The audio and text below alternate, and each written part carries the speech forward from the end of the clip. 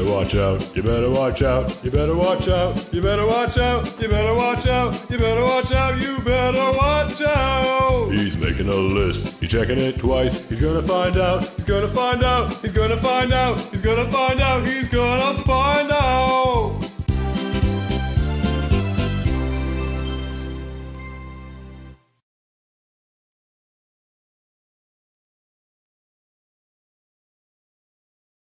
Well, I guess it's time.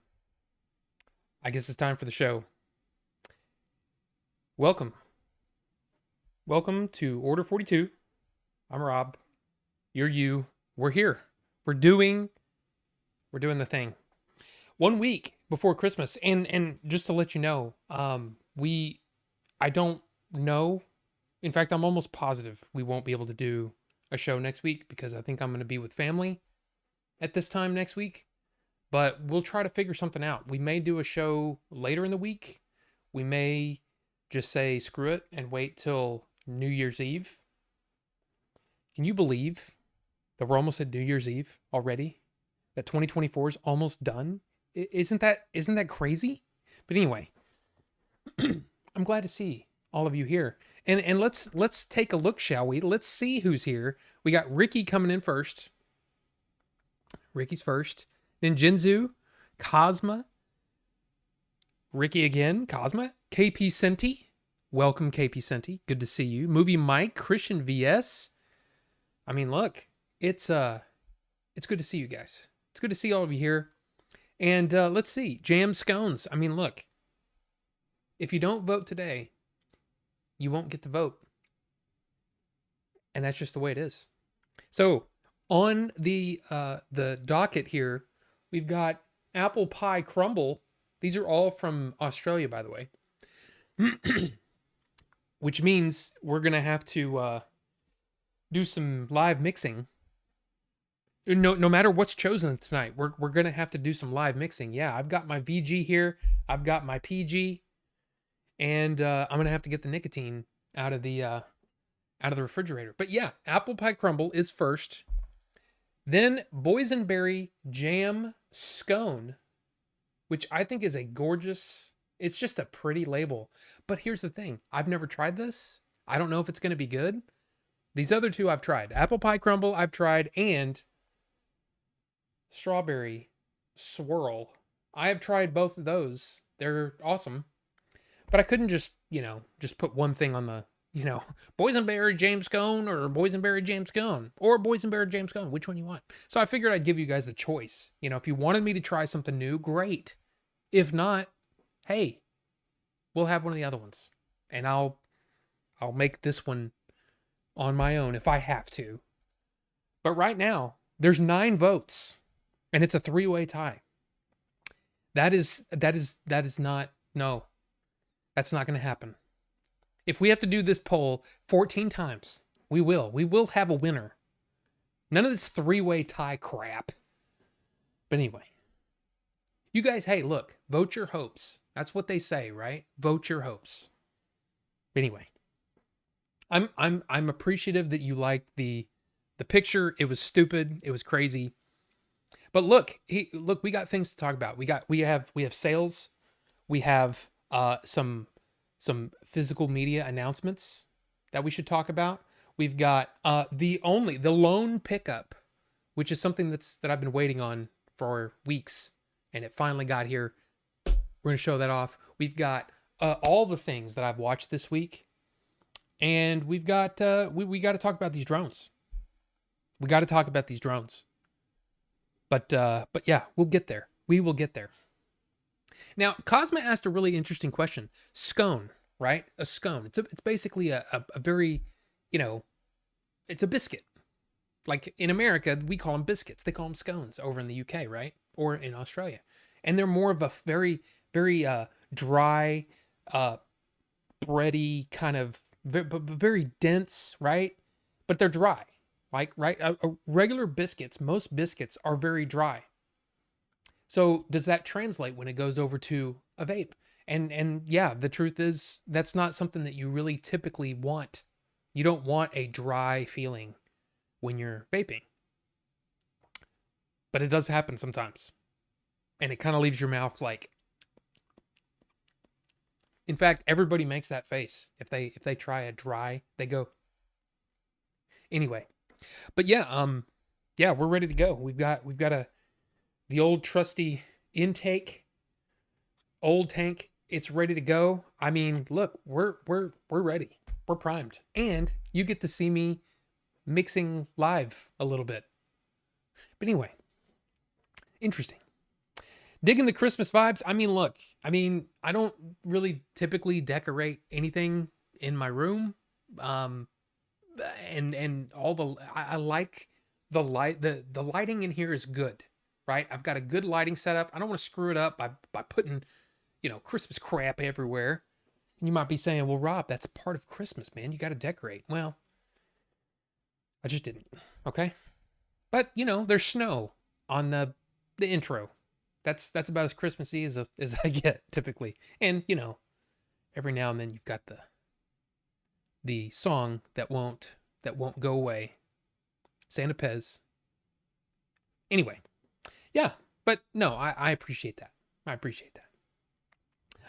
Orange scones are so good. I mean, maybe I've never tried anything but a regular old biscuit. So, and yeah, in the intro, I showed. Let's see, there was footage of us on the way to the nature center. I showed some footage of me going up the Crucible. I call it the Crucible because it's this. I mean, it doesn't come across on video how steep this thing is and how hard it is to get all the way to the top without stopping. Now I've seen people run up it and all that stuff. It's tough. It's tough. And when you get up to the top, you're winded.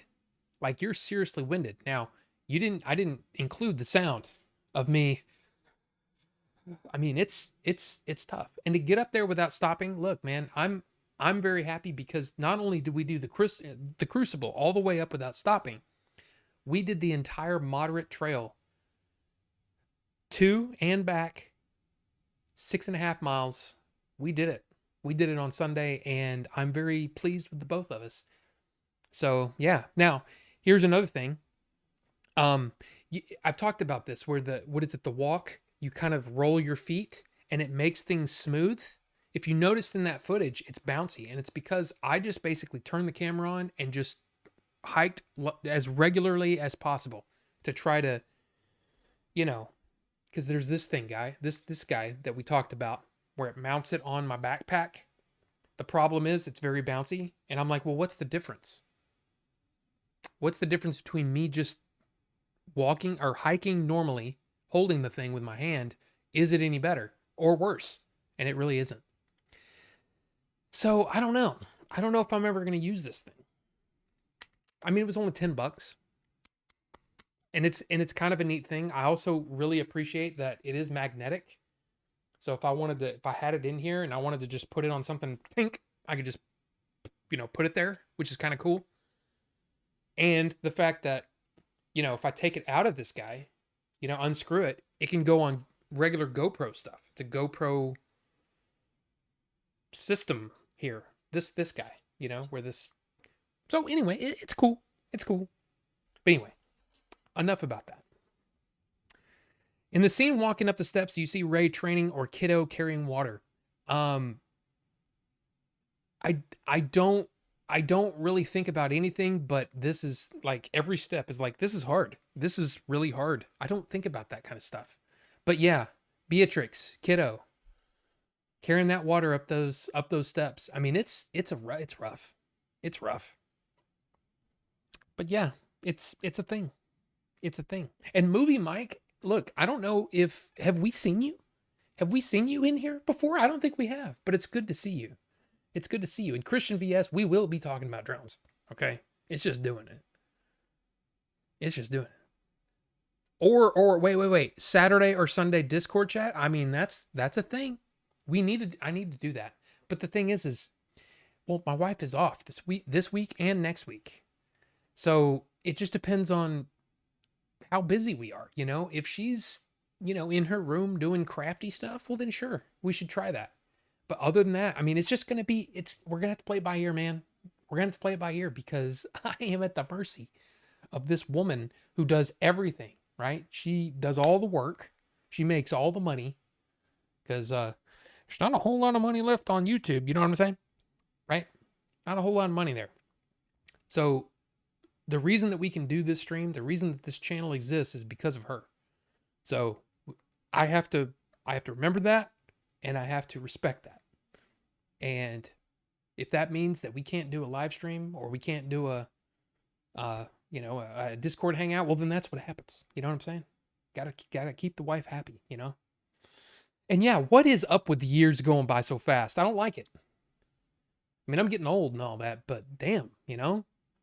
It just feels like 2024 just started. But here we are at the end. And Squiggles, what's going on? Carbonite Dreams is here also. Good to see you. And look at there. Look. Apple Pie Crumble and Boysenberry Jam Scone are now tied for first place. Strawberry Swirl in last place. We got to have a winner, guys. We got to have a winner. You love physical media, KP Senti. Well, so do I. So do I. And we're going to go over some sales here in just a second. OG Sega Steve, welcome. You ever tried that hot roach flavor? No. I don't know what that is. Sounds almost like, some of that marijuana stuff. You know? That's what it sounds like to me. Just saying. I thought we called them scones. Well, that's the thing.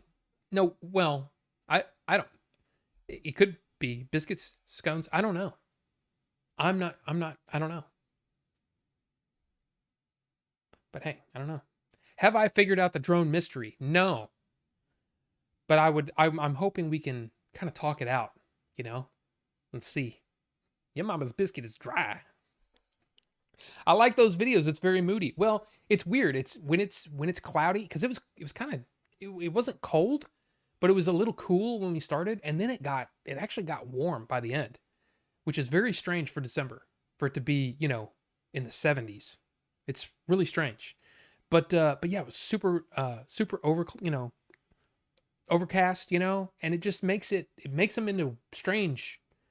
They look really kind of spooky. Those videos. I was watching them because I probably take about 30 minutes worth of footage and only use about 3 minutes. So, but yeah, it was really weird. It was really weird this weekend. I like it when it's sunny because it just makes the footage look awesome. But hey, the ones at Panera are very sweet. The scones. I have a Panera Bread, but I don't go there very much. Oh no stabilization. Also tighten your core. Well, I mean we're trying. That's the whole thing. Because here's the thing.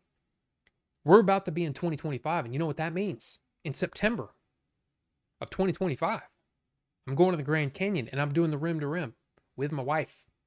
That's 24 miles in one day. It's going to be a challenge, but I'm excited. And I will be taking that camera, and I will be shooting like the wind. We're probably going to have to do a special stream for that, Just like, oh, here's all the footage, and here's all the cool stuff we saw. Look, I saw a Gila monster. And oh, we got abducted by aliens. Who knows what's going to happen in the Grand Canyon? It's going to be great, hopefully. First time catching you live. We have Chad and Jay stream before though. Big fan of your videos. Movie Mike. I appreciate that. I mean, here's the thing. Look, I love those guys, but they do a totally different show, totally different, like their videos are different. Everything's different. And, that's why it's like when I go over there and, like if I'm in their chat and they're like, oh, you should go see Order 42. And I'm like, it's not for everybody. Not everybody wants to discuss movies and things. It's just different. It's different over here. But I'm happy that you appreciate the videos because that's why I do them. Because certainly, look, I don't want to sit here and rant and rave about how, man, YouTube, it's hard to make any money on YouTube. Now, I mean, sure, I could do clickbaity stuff. I could do, reviews of Indian movies. They would get views, but I wanted to do something that had a little more I'm just going to say integrity. But the problem is the views aren't there, which means I don't make much on YouTube. So I have to depend on my wife, which of course puts a strain a little bit because it's like, I'm in there watching a movie while she's just gotten home from work. It's a little weird and a little uneven. So I will say this. I believe in 2025, I'm going to have to scale back on Order 42. Yeah. What did I say? In 2025, I'm going to have to scale back on Order 42 a little bit because I'm probably going to have to go get a job somewhere. It's just because the money's not there. And, and I mean, it's not don't say don't think I'm, leaving for good because I love doing this. Even if we have to do one live stream on a Saturday afternoon, we're doing live streams. It just means that the videos might, be fewer and far between. Maybe the shorts and all that stuff. All the stuff will be scaled back a bit. But it doesn't mean I'm going anywhere. It just means, hey, I gotta make some money, So we'll see. We'll see what happens. We will see. And Phil Holland, good to see you. Frodus boy, good to see you. Welcome. Drones are just government assets. I mean, that's possible. I mean, that's definitely one of the things, right? It's just a little weird though. There's a lot of weird stuff going on there. Anyone been watching Skeleton Crew? Reminds me of Goonies a little bit. Goonies in space. I mean, that's really kind of what they were going for, I think. It's got that feel, but here's the thing. And I've been saying this since the first episode. There's, in a lot of the Star Wars content, there's been a tension, and it's something that I didn't really notice, but it's a this isn't great, kind of thing. With Skeleton Crew, I've been completely at ease, completely relaxed because they're telling me a story, and it feels like they're going somewhere. It feels like there's, good direction, and the story is entertaining and fun. It's like all this time they've forgotten how to have fun with Star Wars. Star Wars should be fun, Think about the original trilogy. Some of that is, it gets kind of dark at times, but for the most part, there's still fun to be had. And I feel like Skeleton Crew is that. And I'm just really excited about it and pleased with it. So yeah. I'm happy you're enjoying it. I'm enjoying it. I'm enjoying it. I want to see some aliens. And Bucho is here. Welcome, Bucho. Good to see you. Oh, and by the way, this is only for, the few people who are still left from the old podcast. So what's that? Bucho, Cosma, and Scat. I don't even know if Scat's here. Or Bonobo Juice. I'm sorry. He doesn't go by Scat anymore. But anyway, here's the thing. I got a message from one Bing. That's right. I got a message from Bing. And I got super excited. And I'm like, dude, you got to come hang out on the chat and do all the things. Guess what? It was a scammer. It wasn't Bing. It was a scammer. So I was really bummed out because I hadn't heard from him in a long time. And I'm hoping he's doing okay. I actually texted him, messaged him and said, hey, I don't know if you're still around on Facebook, but hey, somebody's got your account. And I just wanted to let you know that, hey, I miss you and I miss your Musk, all that stuff. But yeah, I didn't actually hear from him, which is kind of a bummer. So yeah, you enjoy the vibe here. Well, I appreciate that, Mike. I appreciate that. And I mean, so do I. I mean, that's why we keep doing it, right? It's so much fun. So much fun. Wait for the Nuck test. I mean, the Nuck will be coming. It's going to happen. Rob goes to Billy's and Jay's and eats 30-year-old cereal. Can't imagine how that tasted. Oh, it was disgusting. It tasted like cardboard. Is really flavored cardboard. Like Billy and Jay really reacted. I'm not going to say they overreacted. And maybe it's just because my tongue is dead from smoking and vaping for however many years. But no, it wasn't terrible, but it tasted like flavored cardboard with a with a very chemically, it was rancid, is what it was. Now I didn't want to swallow it, but it wasn't terrible. Like, but I still wouldn't suggest it. Okay, just don't do it. Okay, don't do it. You know.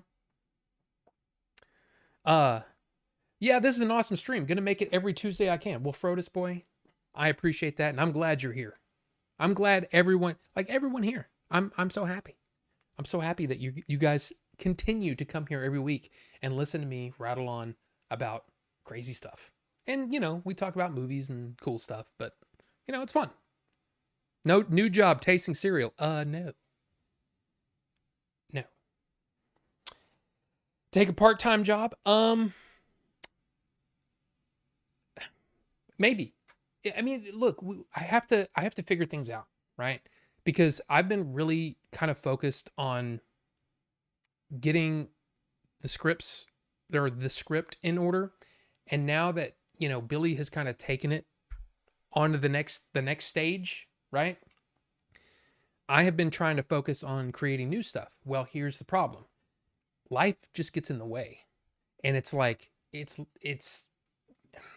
hard to just like, okay, now be creative. It's hard to do. You kind of have to get into that mode and basically shut out the world. And when the world just keeps bombarding you with stuff, with whether it's, family life, regular life stuff, whether it's, drones that maybe, aliens or foreign adversaries, whatever it is, right? It's just like there's constantly something like dragging me out of that creative mode.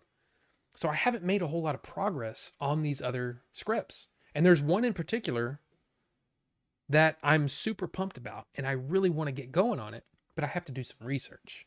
In fact, I'll just say this. If anyone has, and this is open to anyone, if anyone has firsthand knowledge of a real life Native American person that would be open to a stupid white man asking questions, it would really help me on this script, because one of the things that I really want to do is I want to stay true to, I'll just say this. In this script, there are things that I've never seen depicted from a Native American point of view. Now, there are definitely movies and TV shows that I haven't watched. I still have, I need to watch Reservation Dogs? Is that right? I still need to see that show. But if anyone knows anybody that would be open to talking, like I said, with an ignorant white man, for me to ask stupid questions, because I want to know about how a tribe would deal with this situation, or how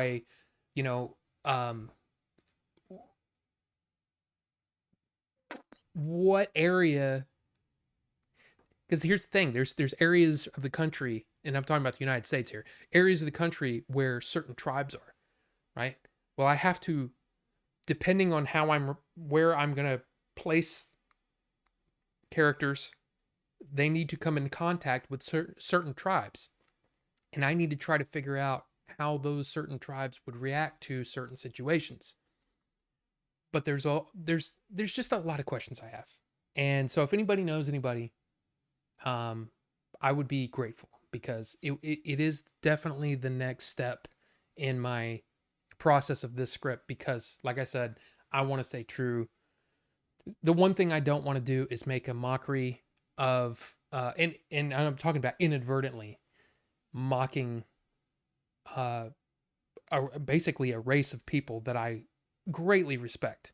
And I have some Native American in my background, but nobody like my family is splintered in a couple of different ways that I won't get into, but I'm not actually sure if I have some Native American in my background. That's what I've been told, but who knows? So anyway, I want to, like I said, I want to do research, and I want to be able to ask someone questions. And some of them might be like completely ignorant. But again, I want to show respect to those people. So I feel like I've been talking about that for a long time. I apologize. But that's what it is. If anybody, like I said, contact me, which is, it's real easy. You can either find me on Twitter or Discord, or you can just email me at, the name of the channel at gmail.com, right? So 4042show at Gmail. You can email me. Just putting that out there. Yeah. Anyway. But yeah, part-time job might be in the future. That's good. Too many YouTubers expect other people to pay their bills. Well, and that's the thing. Bandit's Best, welcome, by the way.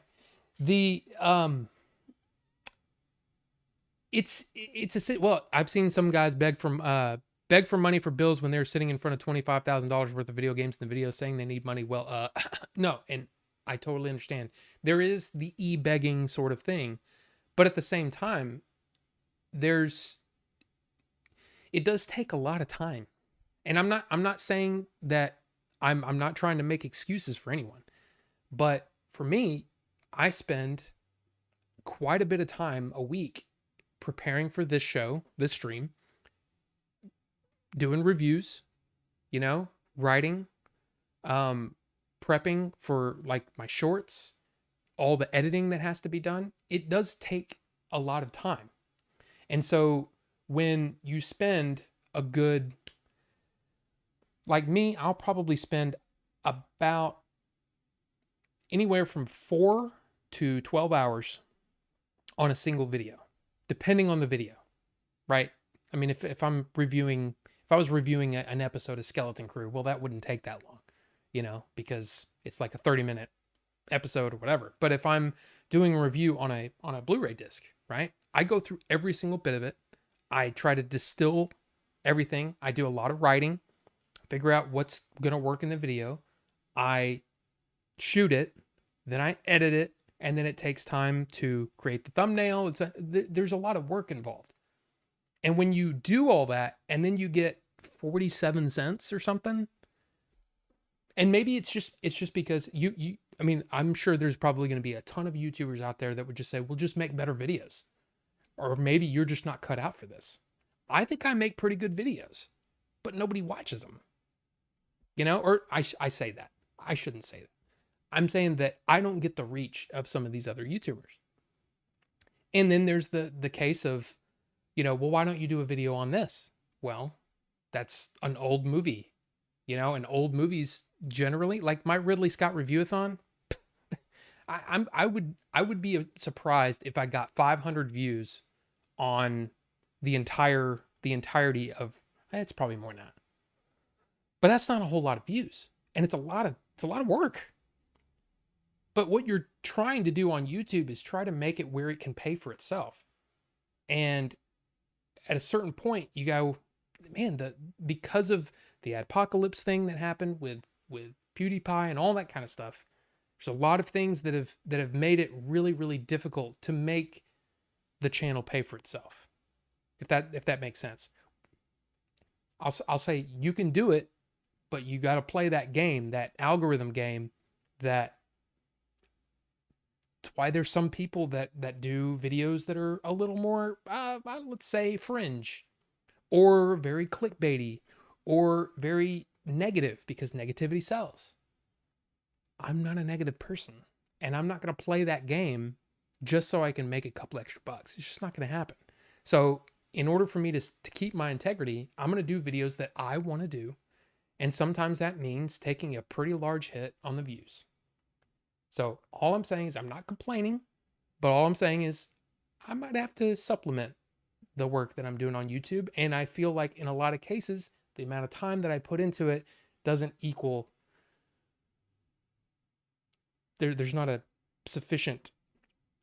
I hope that makes sense. I'm not trying to complain, but anyway, I get what you're saying though, Bandit's Best. Seriously. I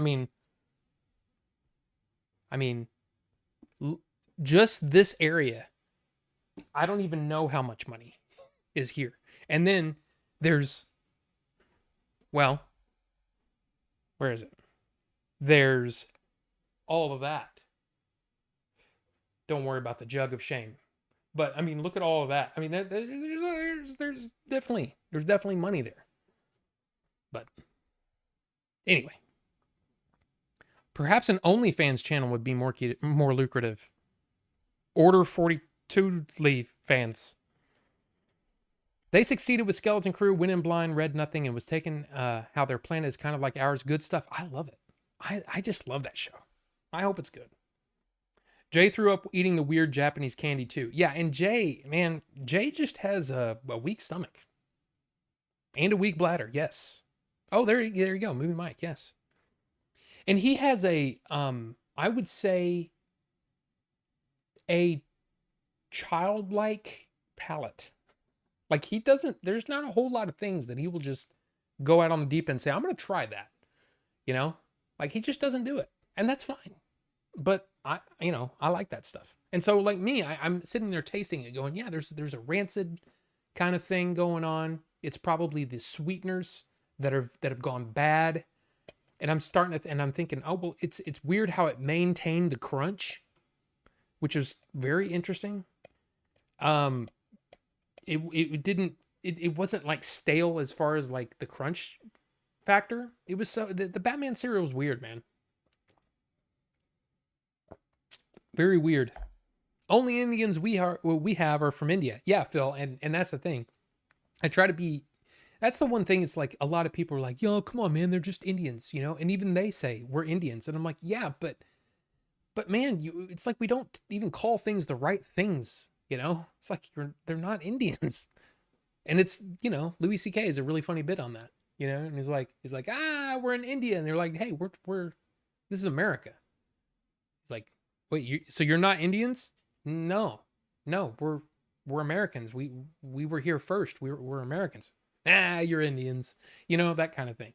And that's pretty much what it is. And that's unfortunate. But anyway, hello there. Hope everyone is doing well. Pixel Phoenix, welcome. Good to see you. We're about to go over some sales that are going on that might be interesting for anybody that's into the physical media stuff. There's some pretty good sales. I just want to point them out. You might already know about them, you know, but some good ones. Unfortunately, the nature of the algorithm caters to clickbait and drama. It hurts creators like you with integrity who value the quality of the content. Just my opinion. Movie Mike, I mean, I feel the same way. I do feel that way. And not to say that some of those people that do that kind of stuff don't have integrity, but some of the stuff that they like, I could focus on all the bad things, or like in the rest of my life, I try to focus on the positive things and I try to put out more of a positive message. If there's a movie the closest I get to drama is when I did my Crow video where, man, what a disappointment that movie was. And guess what? It's my top video of the year. So yeah, I could spend my own money to go watch movies I'm not going to like just so I can come on YouTube and trash them. Or I could try to focus on movies that I actually want to see and I'm excited about, and I want to share that excitement, the positive side of it. I mean, I don't know. Why are we not worrying about the Jug of Shame? Cryptic Mayhem, it's good to see you, by the way. We're not worrying about the Jug of Shame because really that should not be here anymore. And if it wasn't for my laziness, that's really honestly just laziness. I need to get that taken care of. I need to get that out of here.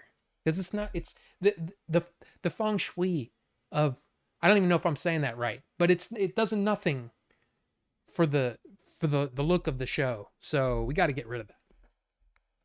Jay's still collecting arcades. I'm guessing the barcade is still moving forward. Phil, as far as I know, I don't know exactly what the plan is. I mean, the one thing that I do know is that a lot of his plans have changed, but I'm not exactly sure what the plan is now. And it's not something that we typically talk about because that's his business. That's his thing. And, you know, usually we don't have, we're at least recently, we have been together so little that we just haven't had the chance to talk about it. But my guess is that it seems like he's getting rid of more arcades than he's buying, but I don't know. By the way, nice thumbnail for this episode. Thank you, Cosma. I did that in about 12 seconds. I literally just put up a picture of myself, put it on the thing, and was like, let's just go with it. That's fun. So yeah. Maybe a themed bar last I heard. Yeah, Carbonite. I mean, that's one of the things that I heard too, but again, I don't know. I don't know. I mean, when we're together, we're either doing game chasery things or we're talking about the script and what's next for what movie we're going to do and all that kind of stuff.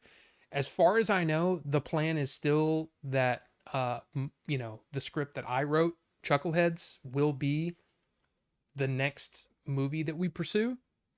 There's still a lot of work to be done on Billy's end.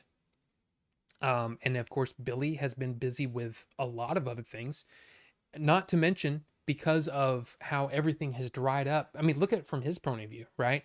Game Chasers was kind of his bread and butter. The problem is, man, every time we go out, there's nothing there. And you can't do a video about nothing. So there hasn't been a lot of Game Chasers content this year because of that, which means that puts a strain on his financial ability to do anything. So he's had to do things outside of Game Chasers to try to supplement his income.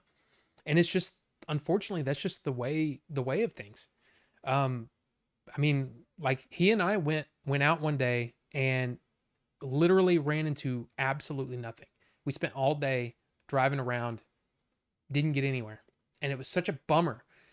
And it's not just because, I mean, of course we have fun doing the thing, driving out there, chatting and all that's fun.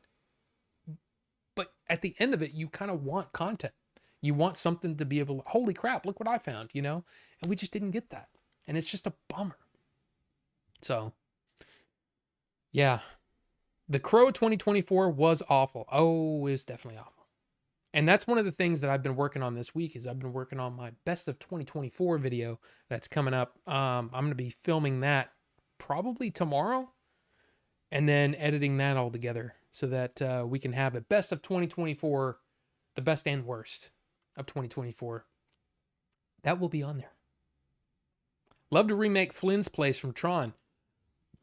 There's so many great ideas for that kind of stuff, but the problem is, another one of the problems is that Cidercade here in Dallas Fort Worth, I have no idea if it's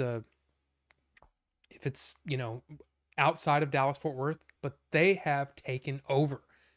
There's so many different locations, and you go in there and seriously, I went in there and went, how can anyone compete with this?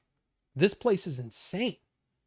So I don't know, maybe that was part of it, is when they started opening multiple locations here in Dallas Fort Worth. It was just, man. Oh, Phil, you know it. That is definitely, the Acolyte is definitely one of the worst things of 2024, bar none. But yeah, well, I don't know if I want to talk too long about that. I mean, everything that needs to be said about that has pretty much been said, but yeah. And there's some others that are, I would say, might be surprising to some people that are on my disappointments of 2024. So yeah, create a cool hangout, nice bar, food, music, take a load of work to make it profitable. That's the problem, is that because he's got, he sent me menus, he sent me all kinds of, he had this thing planned out, and then it's tough. No wonder he's pushing the Whatnot app. Yeah, the Whatnot thing is actually, if I had movies to sell, you better believe I'd be doing that. I just don't, and nobody wants to buy an old DVD of,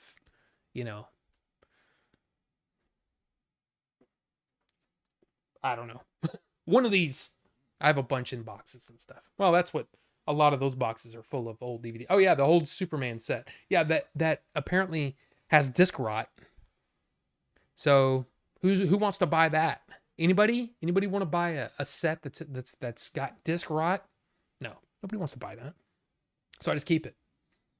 And even my Tolkien History of Middle Earth that I was trying to sell, nobody was interested. So I was kind of like, okay, well, I guess I'm keeping it. I guess I'm gonna have to box them up so I can, because I'm about out of space with 4Ks. Because look, I can't quit buying 4Ks. It's just a thing. But anyway, so now that we're caught up, let's take a look. Oh, in first place is Apple Pie Crumble. The old trusty, I'll tell you, this one's awesome. Really is good. The one that I haven't tried, the only one of the ones that are not, it's not something that I've tried before. Boysenberry Jam Scone is in second place with 36% of the votes, and Strawberry Swirl is 21%. I've tried these two. Haven't tried this one. But either way, we're gonna have to mix. We're gonna have to mix live. So I keep saying that like it's this interesting thing. It's really it's probably boring to watch because it's literally me pouring stuff. Okay. And then shaking it up. And I have to make eye contact. That's important. Anyway, so sales. There are sales going on right now. And if you know about them, great. If you don't, hey, maybe something you need to look into. If you're into the Blu-ray and 4K collecting, because Kino Lorber, this isn't working. How about we just fix this right now? So we do this. You can't see me. You can't see me right now, but that's okay. Hit that, and there we go. Hey, fixed. Winter Wonderland at Kino Lorber, titles as low as $4.99, and there are good ones. There are good ones in here. Okay, so like 2 Days in the Valley, that's a great movie, $10. And there's so many. There's so many. Hey, you're into American Ninja? How about $10 for each one of those? Wait, that's not the Antichrist. No, that's not the Antichrist. The what's his name? That one director that does things. It's not that one. It's a different one. It's an older one. But yeah, like The Apartment, which is a great movie. $18 for the 4K. It's pretty awesome. That's pretty awesome. The Audie Murphy collection. I mean, now look, this is not going to be for everybody, but Babylon Berlin. Remember? Do you remember Knights of Old, who hasn't been here in a while? He told me to watch this show, and I got to watch about half of the first season, and then Netflix took it down. But look, the Blu-rays, you can get the seasons on Blu-ray if you want. But that's just one of them. There's also a While Supplies Last sale going on. And look at this. Right here. 12 Angry Men, which is one of my favorite releases I've gotten in the last however many years. It's in 4K, 12 Angry Men, and it includes the remake that William Friedkin did for, I guess, cable. And it's got Jack Lemmon and James Gandolfini and Tony Danza and George C. Scott. I was like, wait a minute. For some reason, I was going George Patton. I'm like, no, he played Patton. What's his actual name? George C. Scott. The remake is almost as good as the original, and you get it included for $15. That is a great, great, great deal. But look, The Border, Jack Nicholson. Interested in that? There you go. The Chamber, $10. Dress to Kill, which I still haven't seen this. I have it over here. But $12 for the 4K? That's a good deal. That's a good deal. So in the While Supplies Last, there's some good stuff. There's The Great Escape in 4K for $12. Now, recently Arrow, I think it was Arrow, did a 4K set of Great Escape, which also includes The Great Escape 2, which I think has Christopher Reeve in it. So you might want to look into that one. But hey, $12. In the Heat of the Night, $12. I don't know Killer's Kiss or The Killing, but hey, $8 and $12. I mean, look, there's deals. There's deals to be had. So KinoLorber.com. I would check him out if you're interested. Never heard of half these movies. Derek, welcome. Good to see you. What deal site is this? It's Kino Lorber. Oh my God, I hate it when that happens. Can I lock this? Position on screen, bottom, turn hiding on, dock settings. Can you lock it? Where's it at? Can you automatically? I don't know. I wish it would just stop moving to other screens. It gets in the way. Yeah, it's just keynotelorber.com.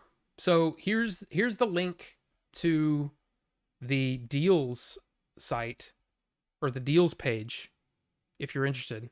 But again, it's worth looking at because, man, there's great stuff there. There's great stuff. And then also, ever heard of Groove? Yeah, they've got some crazy deals right now too. Here's that link. Okay. Now, look at those prices.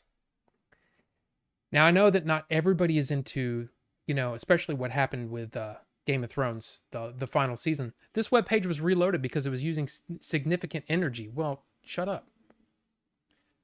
The entire Game of Thrones for $100 in 4K.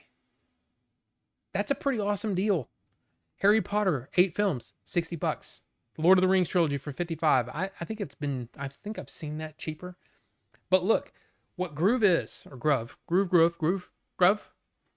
This site is owned by Warner Brothers and Universal. So these are going to be a lot of the Warner Brothers Universal movies. But they've got a bunch of deals. Here's the John Wick movies, the first 3 for $23. This Mad Max anthology right up here, I bought that recently. And it was that same price, $39. Now, that only includes the first 4 movies. It doesn't include Furiosa. But in 4K, that's a hell of a deal. Look, all the 6-film Rocky collection, $64. I mean, look. Hey. Both Dune movies for $30. I mean, look, there's a lot of good deals. There's a lot of good deals. And then, of course, you go over here. Here's another one, 3 for $35. These are all going on. I think this is an ongoing deal that they have. But yeah, look. I mean, I'm pretty sure you can find 3 movies that you like, and to get them for $35, that's a pretty good deal. I've almost pulled the trigger multiple times, and then I'm like, I don't need. Like, example, Shawshank Redemption. I want it, but I have it on DVD or on Blu-ray, and I very, very rarely watch it. Very rarely watch it. So it's kind of like, I love the movie. It's one of my favorites all time. But I don't have time to watch it. So it's hard for me to be like, oh, I got to pull the trigger when I probably won't watch it. At least not for a while. But look, if you're interested, go to Groove. I put the site there. It's awesome stuff. It's awesome stuff. Nudie Girls, $9. I mean, well, there's definitely some stuff in there. And Kino has a great library of films. I mean, some of them are going to be definitely they're not the most popular movies in the world, but there's some really great ones. And I think it was last year I got so many. So what are these films? Yeah, there's some crazy ones in there. There's some crazy ones for sure. But yes, welcome, Derek. I'm surprised they did a 4K of the.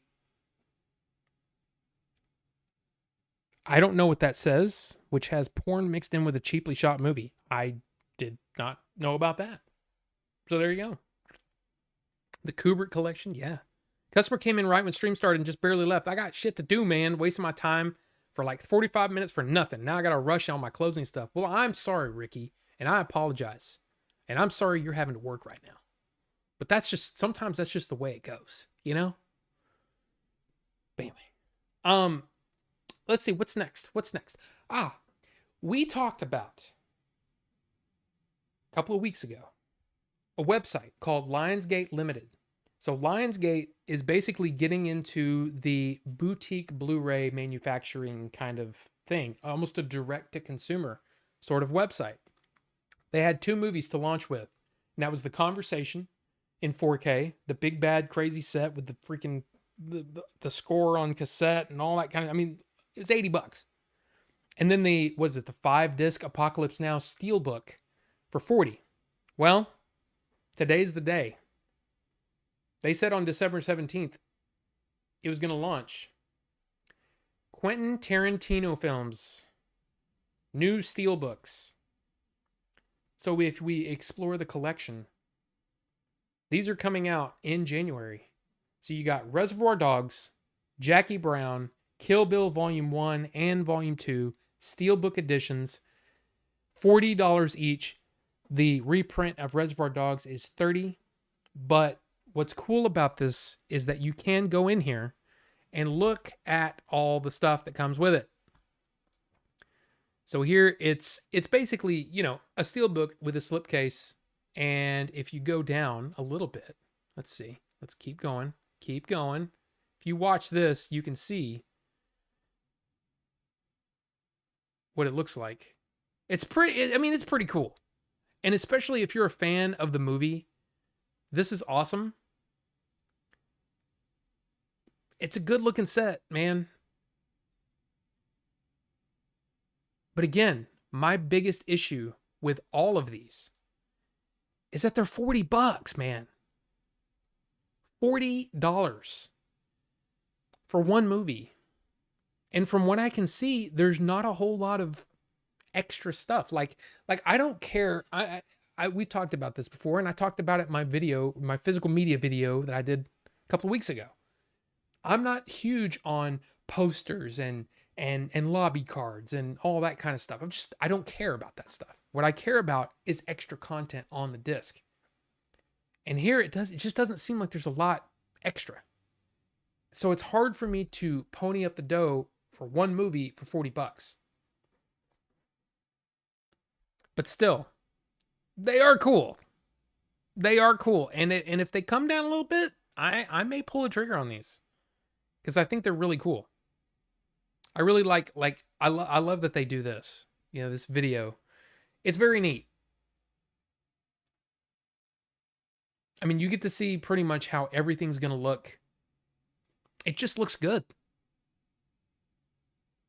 But, man, I don't know. So yeah, Kill Bill Volume 1, Volume 2, and Jackie Brown are the new 4Ks, a reprint of Reservoir Dogs. So yeah.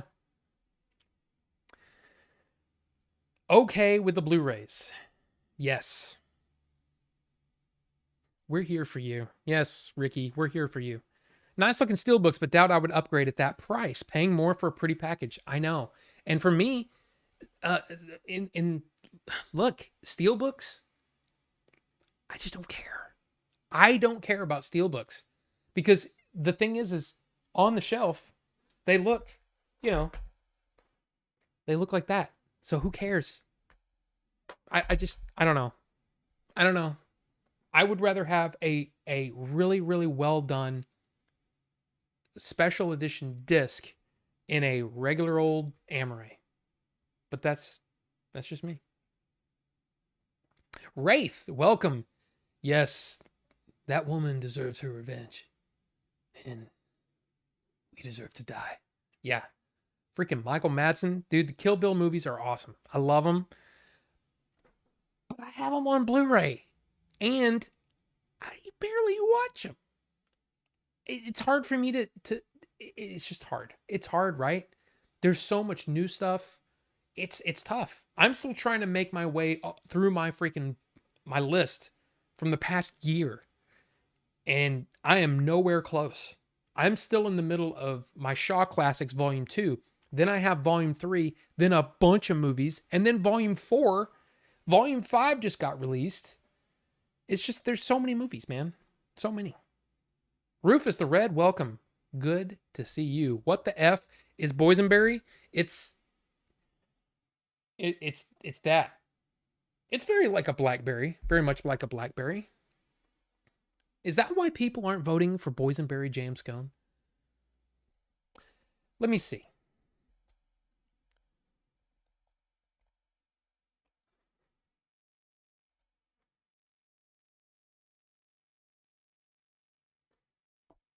Boysenberry. A cross between the European raspberry, the European blackberry, the American dewberry, and loganberry. I don't know what a loganberry is. Is that made out of Wolverine? I don't know what it is. All I know is I've tried boysenberries and I like them. And hey, it's an e-liquid. I want to try it. I mean, apparently you guys don't want me to try it, but hey, that's okay. That's what the voting is for. Not Don Knotts Berry Farm. I don't think it's Don Knotts. It's just nuts. Just saying.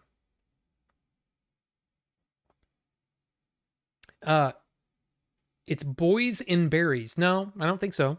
I don't think it's Boys in Berries. At least I hope not.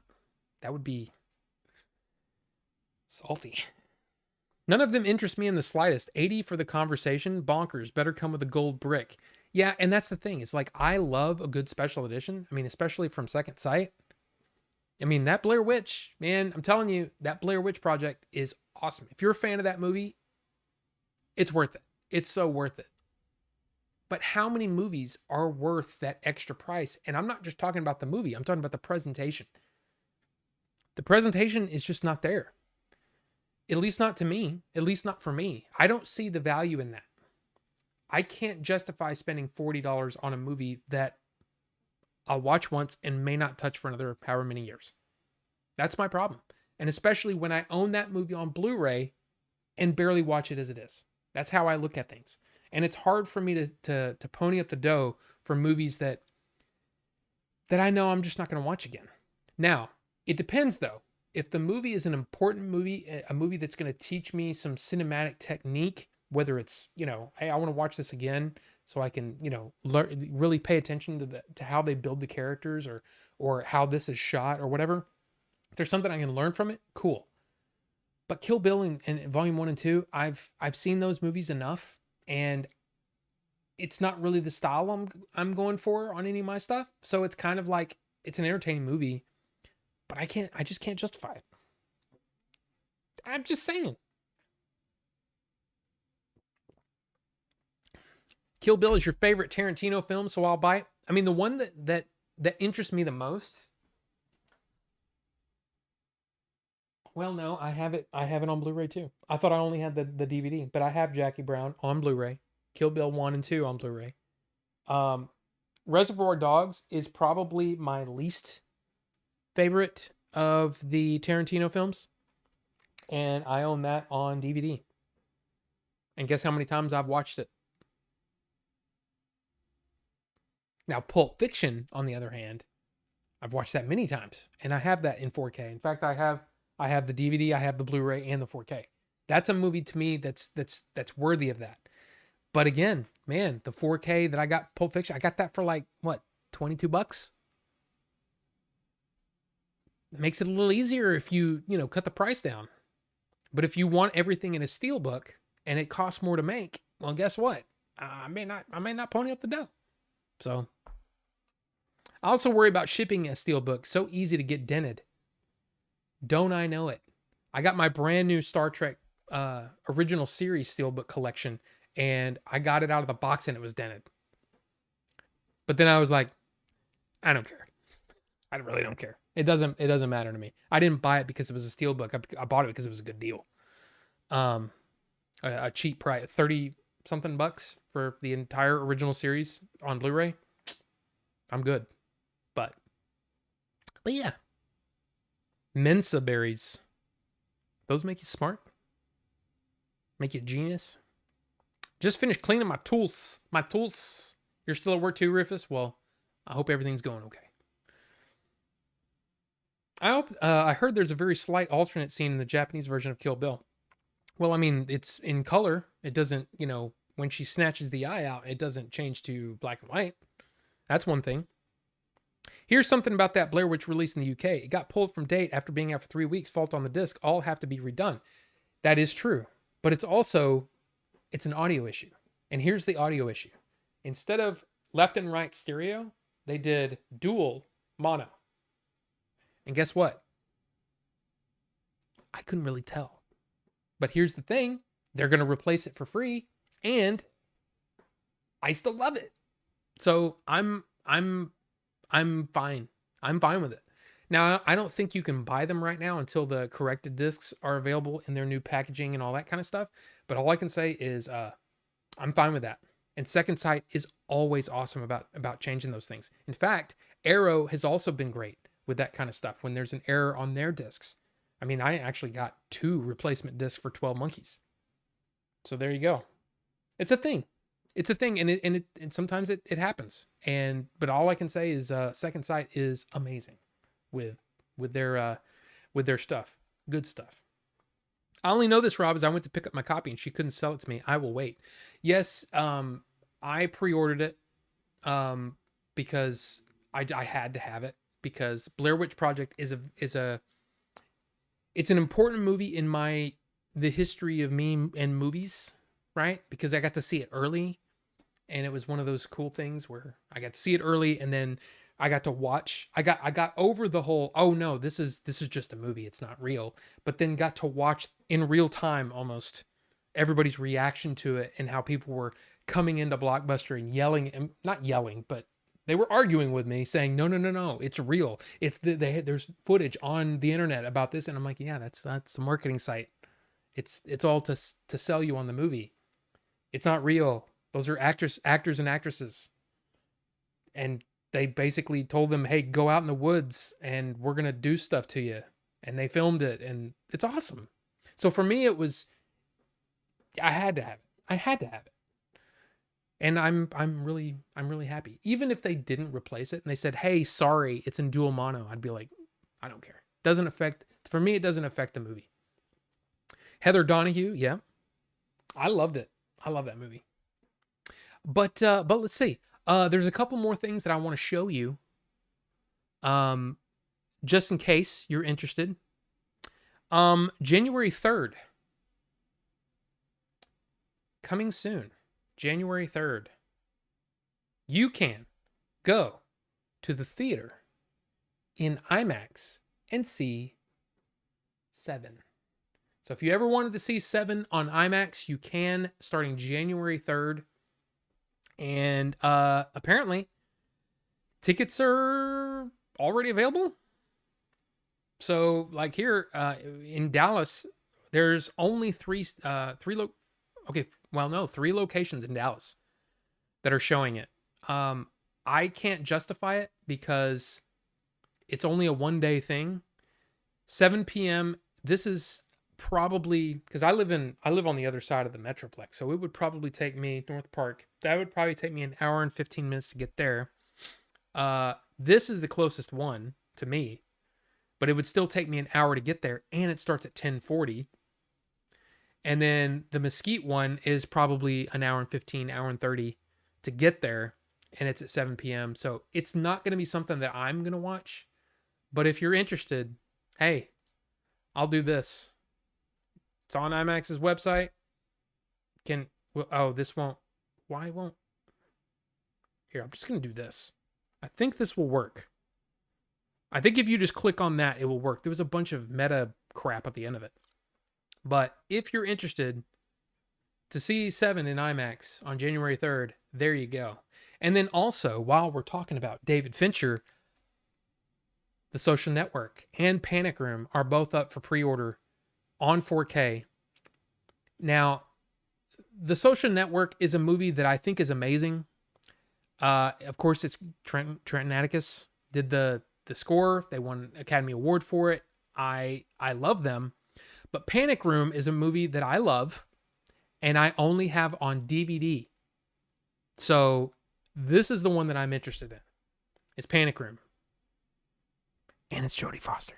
But hey, I have a Jodie Foster thing, okay? So just get off my back about it, okay? I have a thing for Jodie Foster. Yes, I'm aware that she's married to a woman. I don't care. I love Jodie Foster, and I will watch anything that she's in. There you go. So there you go. What's in the box? I know, it's such a good one. Wax-a-Snatchy. That's right. Exactly. That's quite a ways away from us. So, would never have guessed there's enough demand for Seven to merit an IMAX transfer in 2024. Go figure. But here's the thing. It's David Fincher. People love David Fincher. He's one of, I'm not going to say he's the number one, because of course you got Christopher Nolan, you got Denis Villeneuve, but there are people that love David Fincher's work, and it's the first time that it's just like they did Seven Samurai. They did a 4K transfer on it, and they put it out theatrically. I went and watched it. It was amazing. It was amazing to see Seven Samurai on the big screen. Are you kidding me? It was awesome. For somebody who's such a big fan of that movie, it was awesome to see it on the big screen. So yeah, if you're a big fan of now, I saw Seven on the big screen when it came out. So I'm kind of good with that. I don't really need to see it. It's not something I gotta see, but I would love to go see it in IMAX if it was closer. But it's not close enough to me. I can't justify it. And I'm not going to go to a 1040 showing in downtown Dallas. It's just not happening. But yeah, there you go. Nell in IMAX. I mean, I don't know about that, Frodus Boy. I don't know about that. Although, you know, the impressive movie and all that kind of stuff, but that's a one watcher for me. That's not my favorite. Panic Room is a great movie. And Jared Leto is probably, look, he's like the leader of the bad guys, but man, I love that movie. I know there's a lot of people that look at Panic Room and go, no, that movie's not that good. It's freaking good. I love the way that it's shot. I love it. I love that movie. So to get to see that again in 4K, I'm down for that. I'm down for it. Hollywood's still reeling from the strike. Action cost them dearly. I mean, well, that and, you know, movies like Kraven the Hunter and War of the Rohirrim not helping any. I mean, War of the Rohirrim made less than $5 million this last weekend. That's bad. That's really bad. Now, here's the thing. I knew that both of them were in trouble when I looked at the screenings. There was barely, I mean, like a big movie comes out, a big budget movie will come out, and I will have 12, 16 different selections of what time I can go see it at my local theaters. There was, if it was even playing at a theater, it only had like 3 or 4 screenings in one day. I could tell from the beginning that it was not going to be good for either one of those movies. But Kraven the Hunter, I think it was the last thing I saw was they said is $11 million. I don't know if they've corrected that and gotten, because I mean it's clearly a guess. Let's see. This is what I'm looking at. Okay, so it made a little over $11 million. That is freaking awful for a $100 million plus movie. Now this one, I mean, when you think about, okay, War of the Rohirrim only cost $30 million. So this isn't bad, but when you really start comparing Lord of the Rings, or if you say, hey, Middle Earth movies, right? You've got Lord of the Rings, you got The Hobbit. This is so far at the bottom, but they didn't market this thing well. They didn't market it well, and I think I said it in my review, I think they must have not given them enough time to finish it, because it literally looked like it was, in some cases, 12 frames per second. And it just wasn't smooth animation. So when someone says, yeah, I watched the trailer, somebody said it on my review. Somebody commented, they said, I watched the trailer and I think the animation looks kind of cheap. And I'm like, if you're going for the animation, you might want to just wait, save your money, stream it on Max when it comes out, because, you know, I'm a Tolkien nerd. I had to go see it. Okay. There was no choice. In fact, when I purchased all of these History of Middle Earth books, they said, hey, that means that every Tolkien release, you have to try it. You have to at least watch it. And I tried Rings of Power and I stopped because it made me physically ill. But I had to do it. And you know what? I don't think it's that bad. I think the story is actually really, really well done. But the animation is not great. If you're going for visuals, I'm sorry. It's just not there. My opinion, but there you go.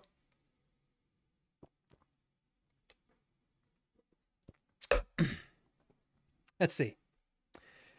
$27 for an IMAX ticket? Wow. Yeah, I didn't even look at the ticket price. Wow. Okay. Maybe. Yeah, just get the 4K. I do want to get the 4K though. Seriously. But yeah, Nell in IMAX, I can't even imagine. That's the one with Liam Neeson, right? Yeah. Yeah. Kurosawa and Seven Samurai is historical for cinema. I can't say I would ever say Seven or Fincher is on that level, but that's my opinion. No, and I can understand that. Especially if his vibe doesn't gel with you, I get that. I get that. But I think David Fincher is an absolute, I think he's a master. I do. I love his movies, and I think if David Fincher made some different choices, he could be as big or bigger than Nolan or Villeneuve at this point. But he chose to go a different route. And I can't blame him. But I'm there day one for any of it. I watched Mank day one, which I thought was great. It's not the kind of movie that you can watch over and over, but I loved it. Gary Oldman's performance was great. I loved it. I loved Mank. And then The Killer, I was a little less enthusiastic about that, but it was still really fun to watch. I enjoyed it. And those were free on Netflix. So free on Netflix. You know what I mean? But yeah, so he's decided to go, head strong, head first into the Netflix realm. And I wish he would get back to theatrical releases, but hey. But maybe he's seeing the writing on the wall. And since Netflix is giving him the money, I don't know. People look at Super Mario Brothers like, I absolutely love that movie, bought multiple versions of it. Hey, there's nothing wrong with that. I agree. I think it is but I'm glad you like it. I rewatched Panic Room 2 weeks ago, still holds up. Phil, I'm happy to hear you say that because it's been a while since I've seen it, but I love that movie. Forrest Whitaker, Dwight Yoakam, the country singer, Dwight Yoakam is scary as hell in that movie. I love that movie. Slipped by me all these years. Don't know why I haven't seen it. You should try to check that one out, Bucho, for sure. Especially if you're a Fincher fan. I don't know where you are on the Fincher spectrum, but I love Dave Fincher. I'm going to continue to hope we see a re-release for Super Hornio Brothers. A Blu-ray steelbook would be cool.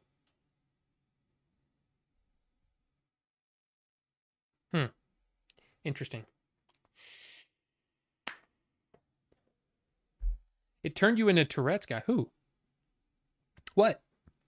I have no interest in watching animated Lord of the Rings that looks cheap. Not seen Craven. I hear bad things. Yeah, I've heard so many bad things about that movie. But again, I get it. I totally get it. And especially when you realize what War of the Rohirrim is. It's a story based on 2.5 pages. Literally 2.5 pages of the appendices. Not even 2.5 pages, really.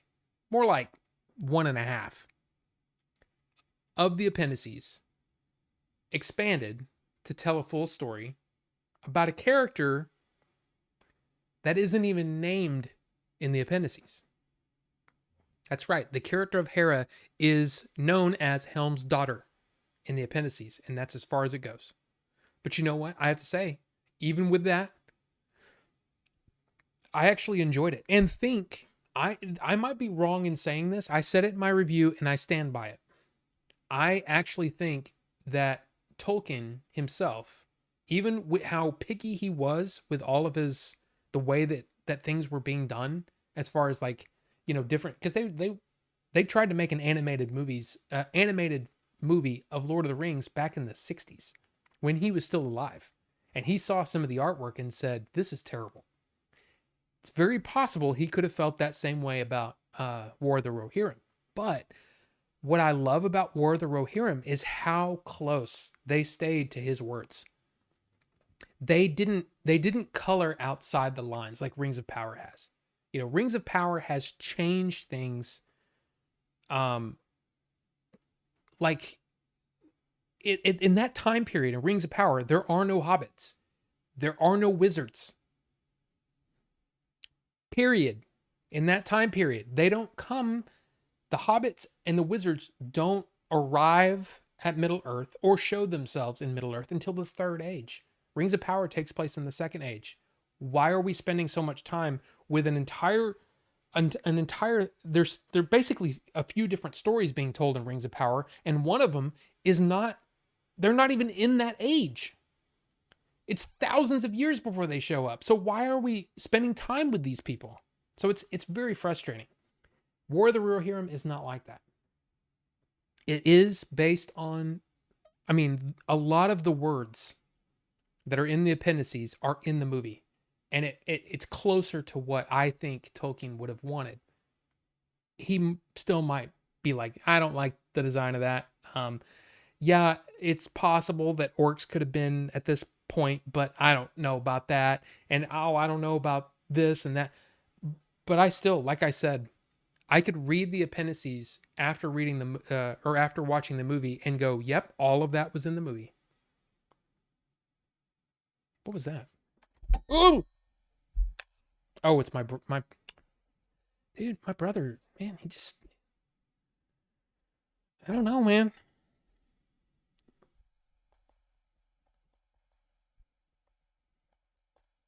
Hold on a second. So anyway.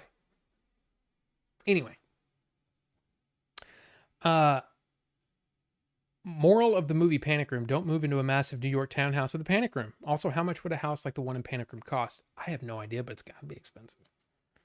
Beautifully made movie though. Love it. I tried watching your talking movie and it made me feel like a piece of shit.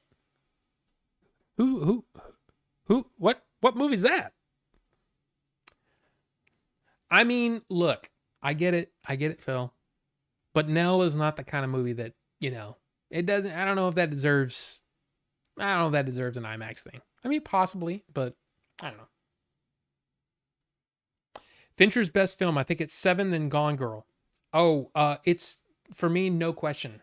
In my opinion, David Fincher's masterpiece, absolute masterpiece, is Zodiac. People will disagree with me. I don't care. I think Zodiac is, for me, is an absolute masterclass in storytelling. Now, a lot of people will argue that, well, that's not even based on fact. There's a lot of things that Arthur Lee Allen doesn't even fit in to some of the DNA testing and then all this stuff. I don't care. It is an absolutely fantastic movie. I love that movie so much. I think second would probably be 7. Gone Girl is, in fact, I think I like Panic Room more than Gone Girl. But that's just me. I mean, that's just my opinion. But that's okay. We all have our opinions. The Amazon show, forgotten about it. Yeah. Good. Imagine how he would have reacted to a Lord of the Rings animated in the original style of South Park. He would have lost his mind, I think. Of course, he lost his mind on so many different... Man, that's what's so great about reading. I read the... Oh, there it is. The letters, you can't really see it. Yeah, you can't see it. That's the letters of J.R.R. Tolkien. And it takes... I mean, basically, all the letters that were kept from Tolkien from his whole life. And it's so interesting to hear some of the problems that he had to deal with. Of course, there was an unauthorized release of The Lord of the Rings in paperback in the United States that basically were getting sold, and he wasn't making any money off of it. And it was pretty much a brand new release.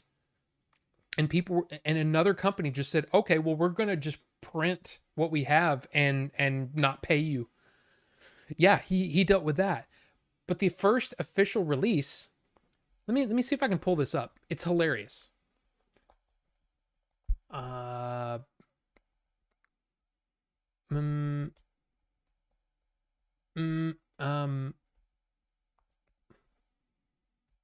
Image. I think I've shown this to you before. In fact, can I do this? Hold on. Yes. Open image in new tab. And we're going to take this image and we're going to put it right here. And then, okay. So here's what happened. They basically hurried, like hurry. We've got to release everything on paperback as quickly as possible to try to get around these people who are basically pirates. And we're making money off of The Lord of the Rings. So, The Hobbit. They said, we're going to release it on paperback. This is the artwork. The original artwork. And it made it out there. There are emus and a lion and whatever the pink crap is, he was so angry. He'd like, I wrote The Hobbit and there's not a lion or emus or what is this crazy tree with, what is this? So he was so angry. He was so mad. It was so funny to read it because he was so angry. But yeah, so basically, if you have a copy of The Hobbit with a lion on it and all that stuff, it was only one printing, and these are very expensive. In fact, let's see, yeah, going for $75 for a really not great looking copy of Lord of the Rings or of The Hobbit. But I think that's hilarious, and so you get to read his response. It's like, I don't. Why is this a thing? And he was so mad. He was so mad. Anyway. Yeah. I'm sure he would have lost his mind if they'd have done it in the style of South Park. I do like to check out anything Fincher does. That's why I don't really know how I've let Panic Room slip by and watch Low these many years. I mean, I like Fincher enough that I've been watching Mindhunter, unlike some people who claim to be Fincher fans. I know. I need to watch it. I'm sorry. I know. So you want Nell in 4K for the reasons. I'm guessing 2 reasons. Okay. Okay. Well, I mean, I get it. I get it.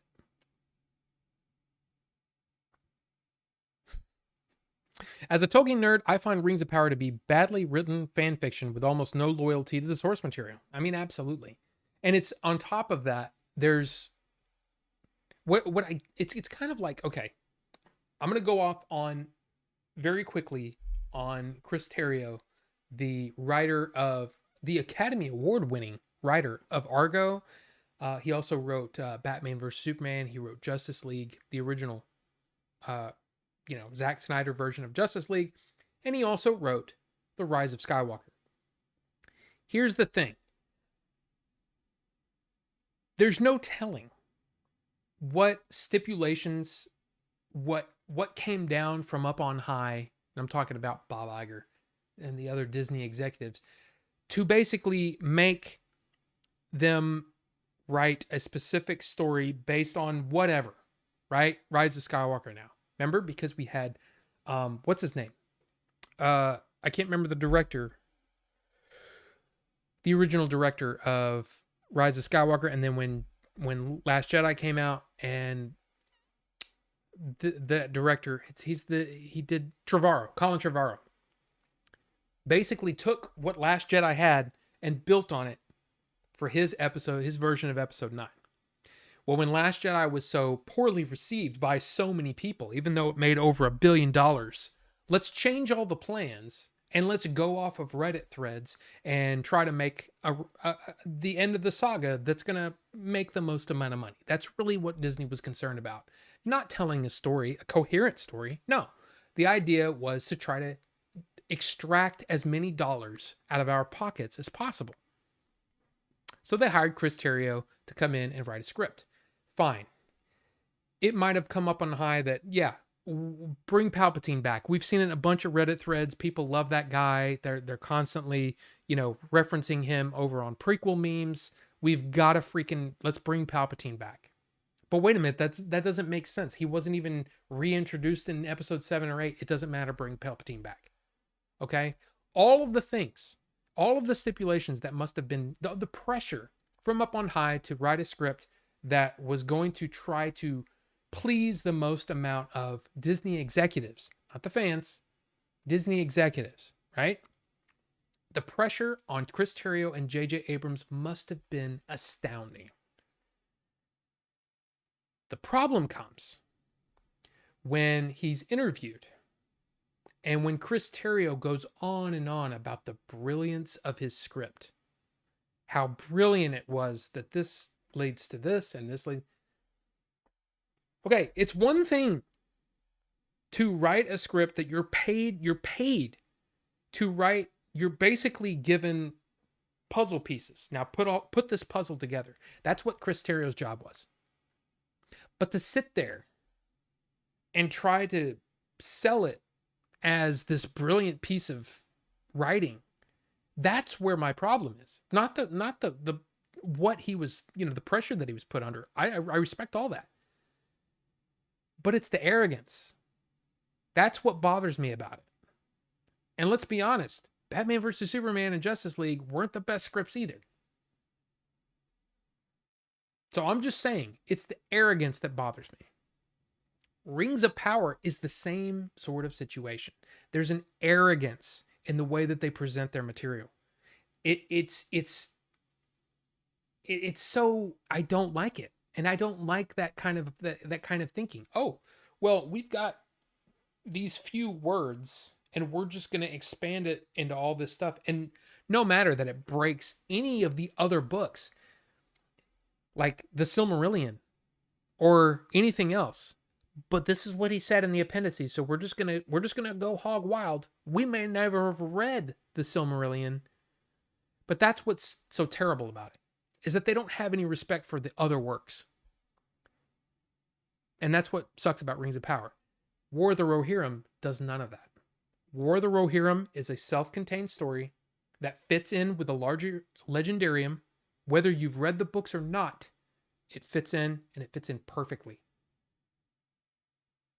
That's the difference. And that's why I respect War of the Rohirrim, even though I think it's got problems. It has its problems. Its issues. But it's not as bad as Rings of Power was. Anyway.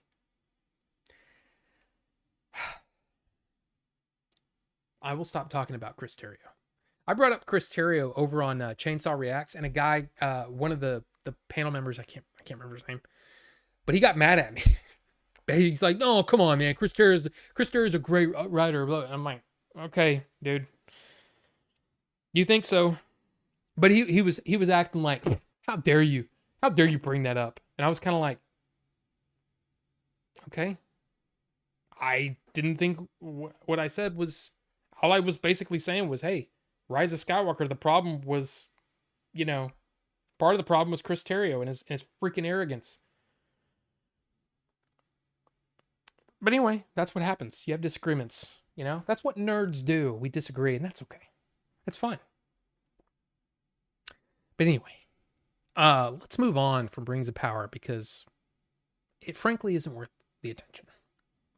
Did you know Mel Gibson is trying to do a Lethal Weapon 5? Yes, he's been trying to do that for years, and I think it would be a terrible mistake at this point. Not only is Mel Gibson not the star that he once was, and I'm not talking about ability. I have no idea if he could pull off a Lethal Weapon 5 convincingly. Could he pull off an aging Riggs convincingly? I'm not sure. I don't know. We haven't seen a lot from Mel Gibson as far in the acting department recently. I mean, I would say really recently. But it's more the fact that, man, Danny Glover has also aged quite a bit.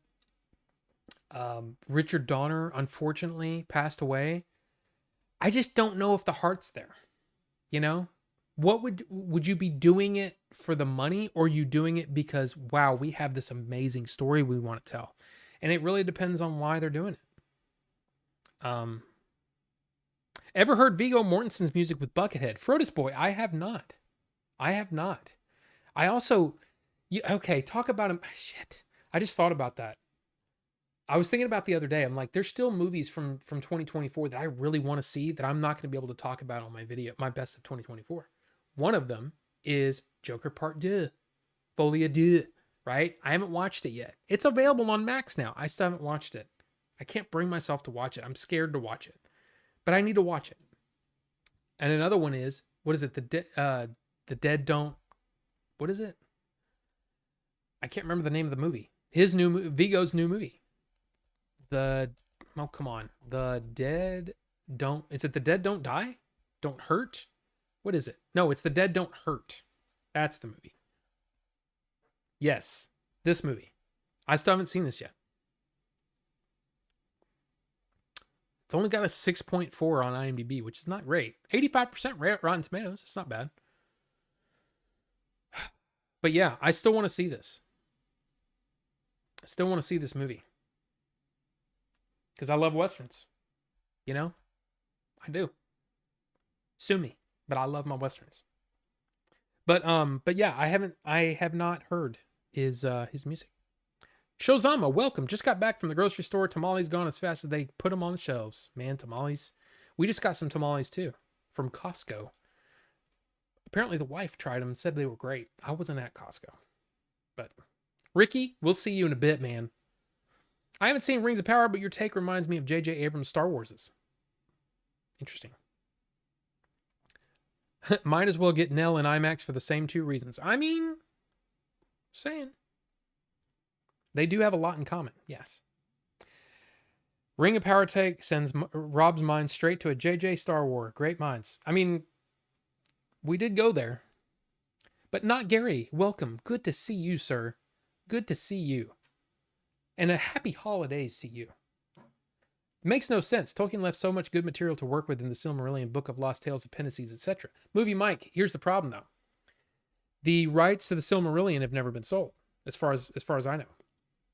So the only things that have been sold are The Hobbit and The Lord of the Rings. And because Amazon has the other rights, not theatrical, but the other, I guess, other media rights to The Lord of the Rings and The Hobbit books, they don't want to make a series out of those. So they said, well, what can we do? Let's make a series out of the appendices.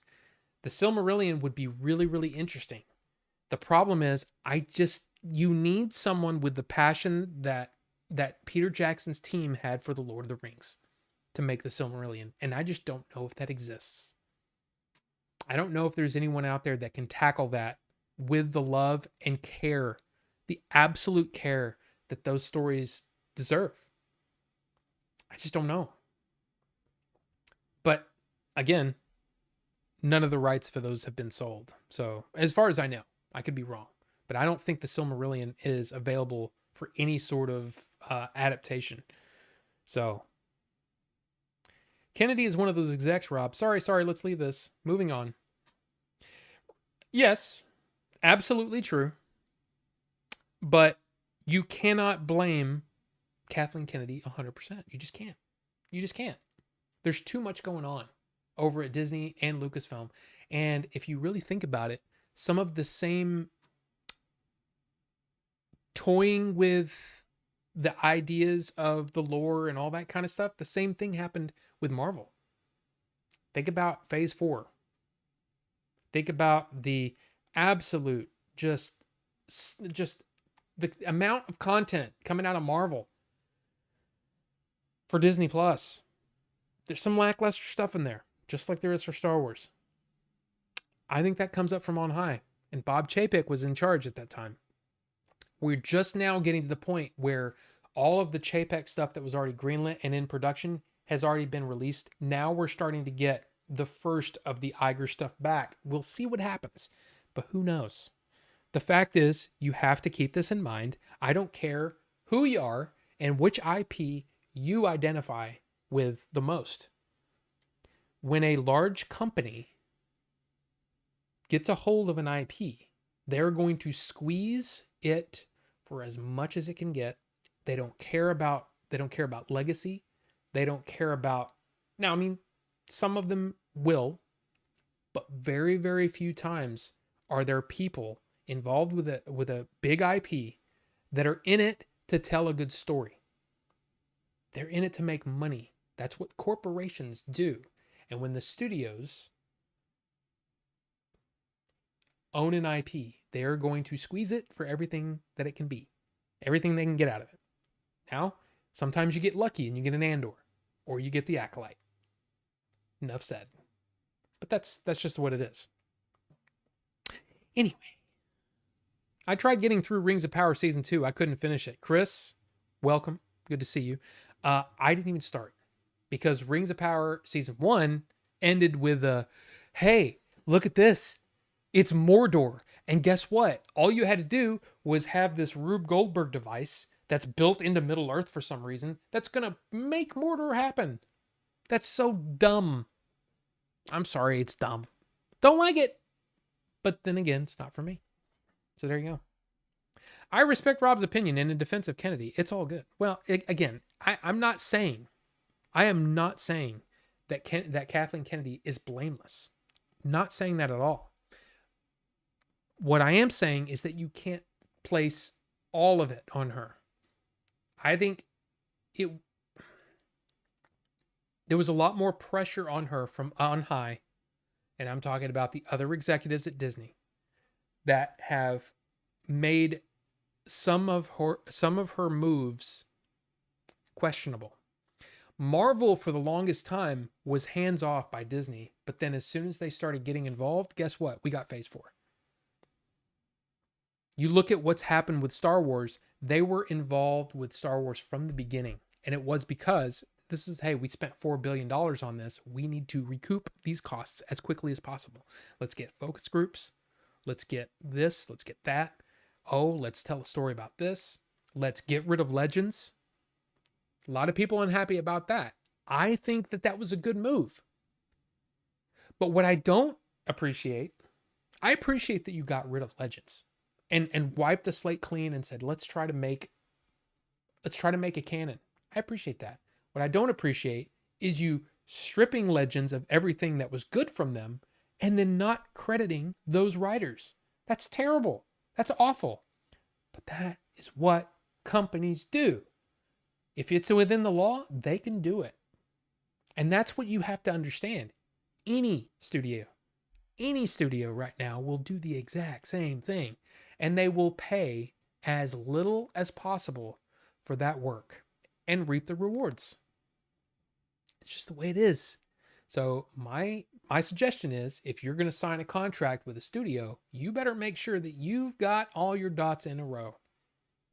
Your ducks in a row, not your dots. You dot your I's and cross your T's, and you get your ducks in a row. Because if you don't, they will cheat you as much as they can. And the biggest movies of all time will still be, oh, they still haven't turned a profit. Yeah. Just look at that. Just take a look at that if you're interested. What is it? I can't remember what they called it. There's a term for it.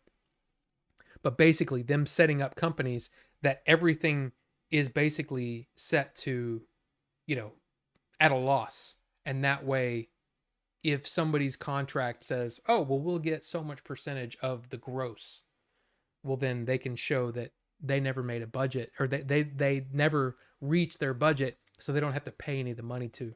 It's crazy. I can't remember what it's called. There's a term for it. Glover has really gotten too old for that shit. I mean, yeah, exactly.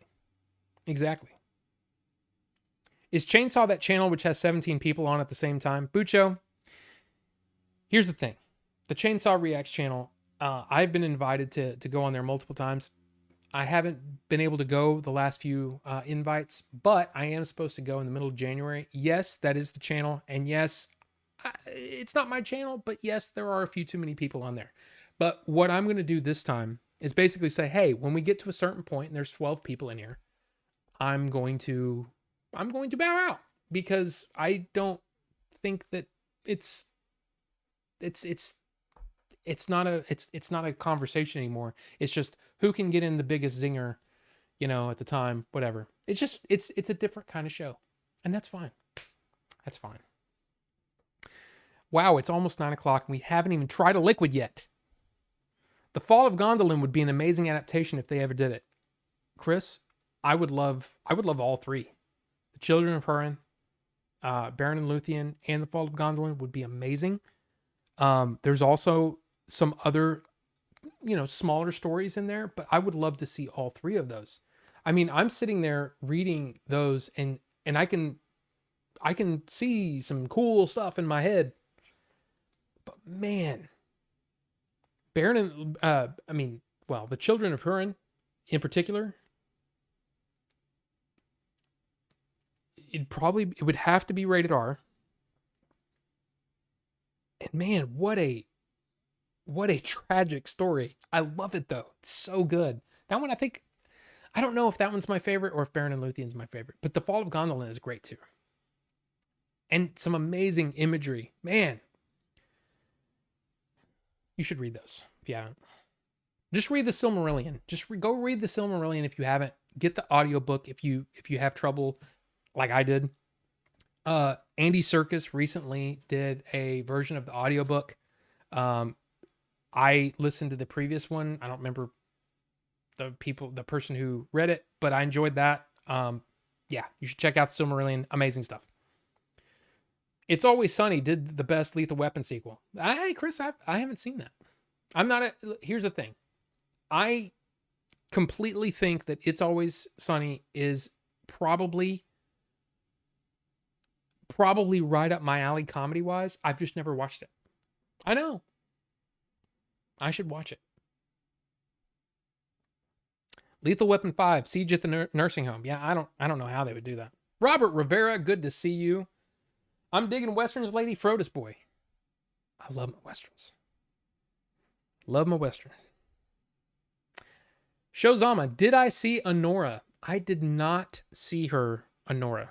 I didn't see her. I did not see Honora. Did not see her. No. It's a movie that I definitely want to see. I just haven't seen it. And there you go. We can disagree on Kathleen Kennedy being the absolute worst person in the history of whatever. But the fact is, look at her IMDb.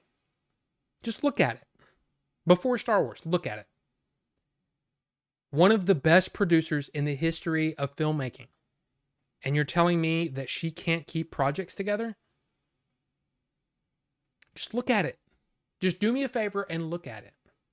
Steven Spielberg called her the best producer in the history of Hollywood. And you're telling me that this person makes all these mistakes.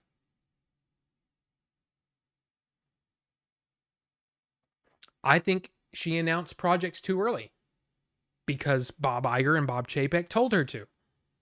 I think that I'm not, like, again, I don't think that she's 100% clean as a whistle. But I also don't think that she deserves all the blame. Because I'm right. Because Hollywood doesn't work like that. There's not one person that makes all the decisions. It's just not the case. There are a team of executives that are telling them what to do. Maybe she lost that magic. Completely possible.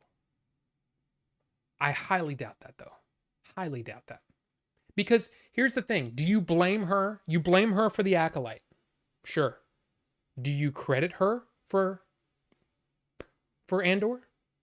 For Andor being, seriously, probably the best Star Wars since Return of the Jedi, maybe even Empire Strikes Back? Do you credit her for that? Because you can't have it both ways. You can't blame her for everything you hate and then credit someone else for all the stuff that you like. You have to. You have to give her credit for the things that went right. And a lot of people forget that. A lot of people forget that. But we're not talking about Star Wars anymore. We talk about Star Wars too much. And especially when it comes to this stuff, because everybody disagrees. But you got to give her credit where credit's due. You do. Skeleton Crew, we're enjoying it. Oh, no, that's because John Watts is so amazing. It's not because Kathleen Kennedy got him there. Kathleen Kennedy also got a lot of people there that never got a project across the finish line. But is that all her fault? I don't know. We won't know. But if you think it's all her, I'm sorry. It's just not possible. It's just not possible. But anyway, all right. Here's the deal. With 23 votes, Apple Pie Crumble won. I'm ending the poll. 43%. 43% of the vote. Apple Pie Crumble won. And these two will just have to wait. Strawberry Swirl and Boysenberry Jam Scone. I guess I'm just going to have to try this on my own. This is what, week 3 that this has been on, and it still hasn't won? Gonna have to try that on my own. So what we're going to do is I got to go get the nicotine out of the fridge. So give me just a few minutes to grab that, and then we'll get going. Apple Pie Crumble. Look, this is awesome. So just give me a minute. we'll get it mixed, and then we'll give it a shot. And then we'll go over the only pickup of the week, what I've watched this week, and the drones. We got to talk about the drones. So I'll be right back. Okay? Be right back.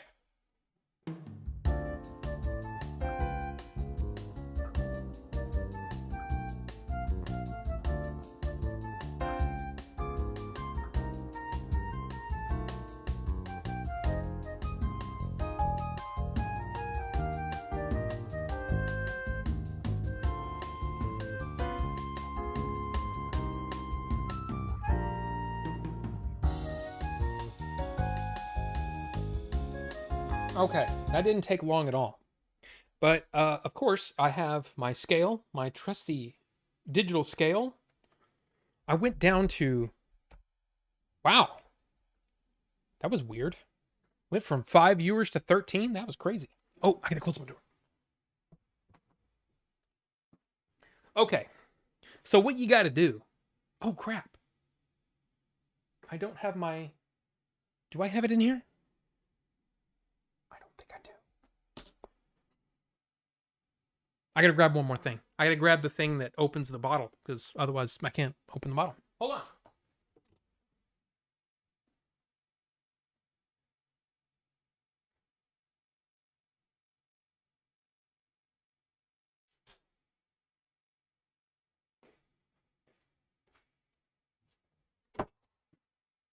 Damn. Sorry. Here, this is what you need. You need something to pop. You gotta pop that top. You know what I mean? You gotta pop that top. So there's this little thing. You gotta get under that ledge and snap this off. Because when these snap down, boy, they snap with authority. And they will not open. Let me find the. Okay, I don't see a little ridge. Come on. Come on now. Oh, man, I squeezed the bottle a little bit and I smelled a little bit. Oh gosh, it smells so good. It's been a while since I've had the apple pie crumble, so I'm very excited. All right. So we've got a bottle and it's filled up to about here. So I'm going to fill it up with the rest of the stuff. So the first thing we got to do is turn the scale on. All right. It's in grams. I'm going to put this up right here for a second. Can you still hear me? Yeah, you can still hear me. So yeah. Yeah. Nicotine. So we got to shake this up a little bit, you know? Just a little bit. Just a little bit. And then we have to put in 3.73 grams of this, which is 100 milligram nicotine in a solution of PG. So here we go. 3.73 grams, which ends up being 3%. 3% of 3% of the 100%, but it's 3.73 grams out of 120 milliliters. And almost there. 3.64, 3.68, 3.72. Close enough. Oh no, 3.73. Perfect. Okay, so now we need 2.49 of PG, which you can see is very, very liquidy. Look at the difference between how thin this is and then how thick. See how viscous this is? This is the VG. This is the same stuff that goes in smoke machines. VG, vegetable glycerin. And propylene glycol is just a simple flavor carrier. That's all it is. And the propylene glycol is in many, what do you call them? Asthma medication. Propylene glycol. So anyway, we need tear to get down to 0. We need 2.49 grams. And you might be wondering, Rob, how do you know all this? I have a calculator. And because I do some mixing myself, I did the calculations and figured out how much needs to go in here to make exactly what I want, which is 70% VG, 30% PG, 3% nicotine. And you might be saying, well, that doesn't make sense. That's more than 100%. Right. 70% of it is VG, 30% is PG, and that includes nicotine and flavoring in that 30%. It's important. 2.49. Wow. I wasn't even paying attention, and it's exact. I almost put too much PG in there, which wouldn't have been a big deal. Everybody calm down, okay? Just calm down. Now VG, we need 17.66, which is, that's how it works.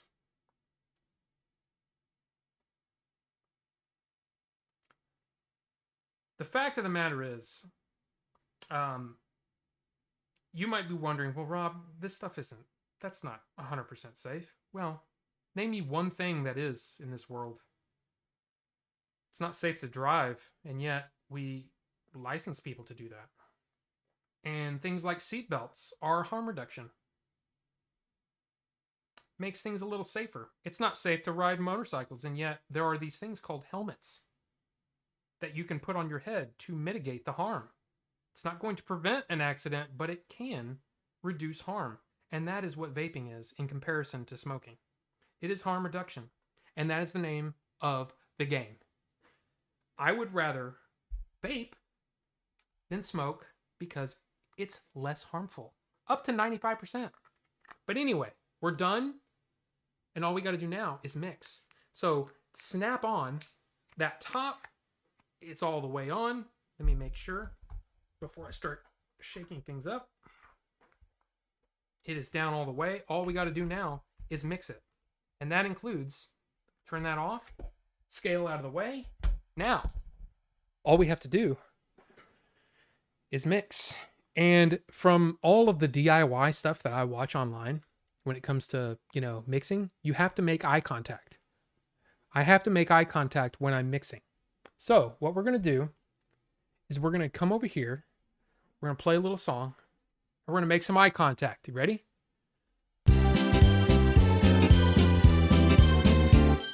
You better watch out, you better watch out, you better watch out, you better watch out, you better watch out, you better watch out, you better watch out. He's making a list, he's checking it twice, he's gonna find out, he's gonna find out, he's gonna find out, he's gonna find out, he's gonna find out.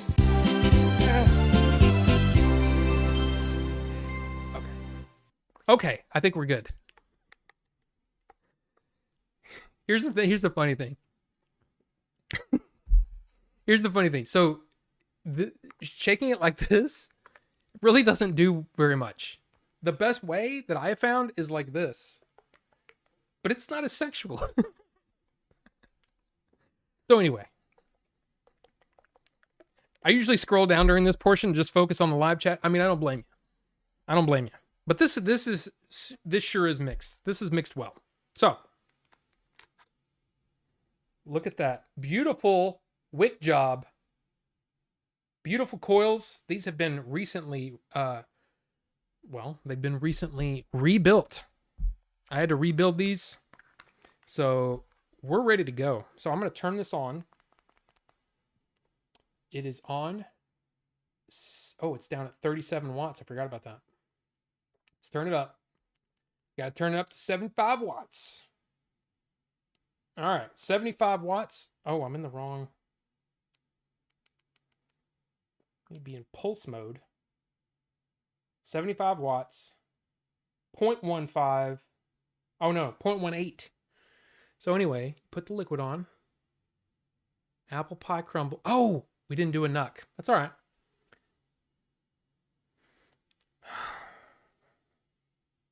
It does smell tasty. It does smell tasty. All right, and then a little bit on top. And then the vapors are happening.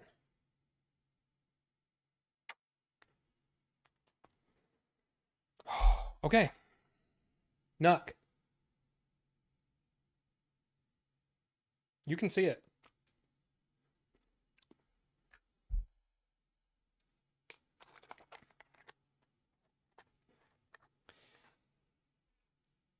Man, that is tasty.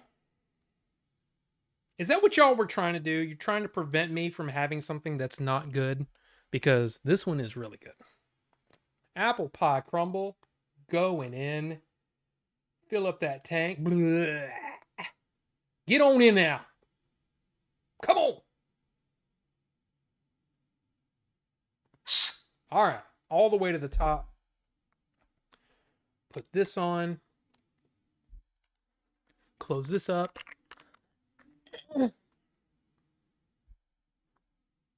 All right. Apple pie crumble. We don't need any music because we've tried this before.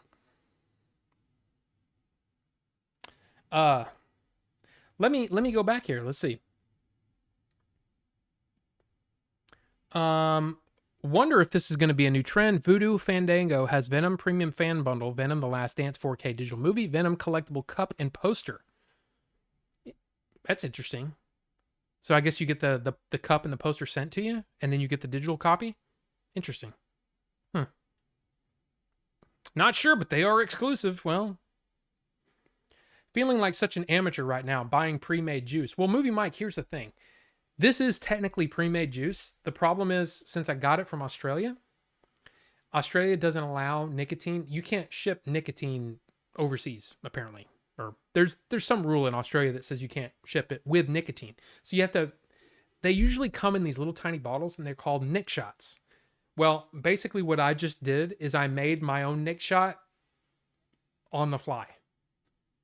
So much percentage of VG, so much percentage of PG, the nicotine, you dump it in there. It makes it to be a 3 milligram, just like, like most of the stuff that I vape is 3 milligram. Very rarely will I go over that, but 3 milligram is what I vape, and Australia just makes you do that. The UK has the same law. So if you bought something from one of those countries, you would have to mix up, you would either have to use Nick shots like they provide, or you would have to mix it yourself. That's just the way it works. It's weird. But Wicked and a poster. I don't know. It's neat, it's cool, but I don't know. Vaping is nice for weed too, doesn't smell up everything. Well, I mean that is true, but vaping on that side of it, they use oils and it's heated differently. Everything's different. So you can't I couldn't put,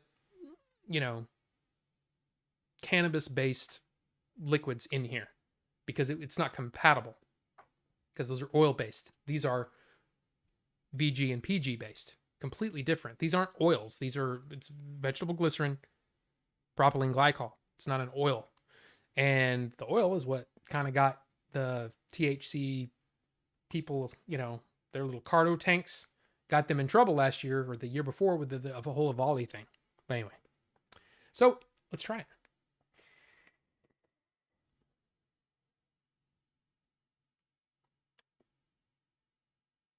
Beating Santa's cheeks. I mean, that was kind of gross, wasn't it? Sorry.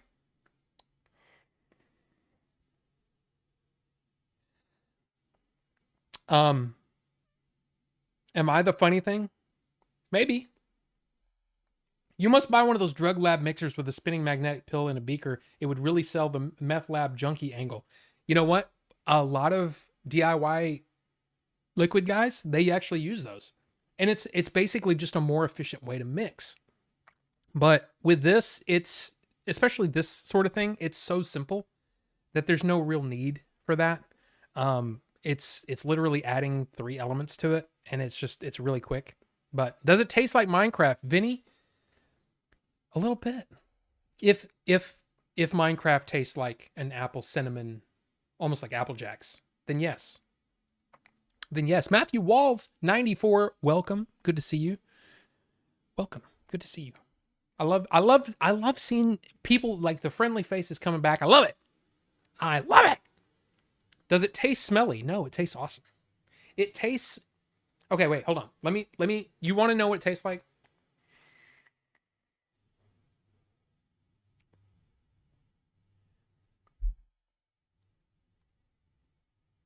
Okay. Take a really, really, you know how like some apple ciders have almost a, and I'm talking about non-alcoholic, This almost tastes like an apple cider, but if it was more candied, and then with a little touch of a bakery type cinnamon in it. So it tastes like cinnamon apples. It's awesome. Now, here's the thing. It's called apple pie crumble. I don't taste the crumble. I taste apple. I taste cinnamon with a creaminess. Usually, like the base they use is more like a vanilla base. I don't really taste vanilla. I taste a rich apple and a rich, almost like a Honey Crisp apple with a bakery type cinnamon. Not like a Red Hot, more like what you would find on on top of an apple pie. That's what this tastes like. It's awesome. It's one of my favorite flavors that Luscious makes. Luscious? Licious? Licious? Luscious? There's no U. I'm guessing it's licious, but it's awesome.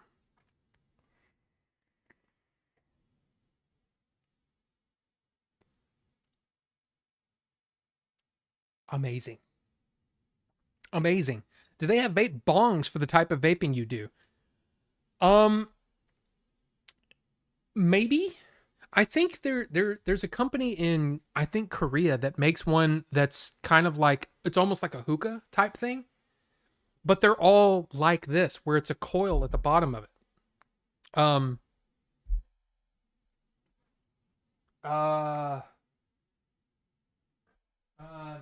This might be a good example. Okay, you can see it. You saw it with the wicks in it, but this is just another RDA with 2 wicks.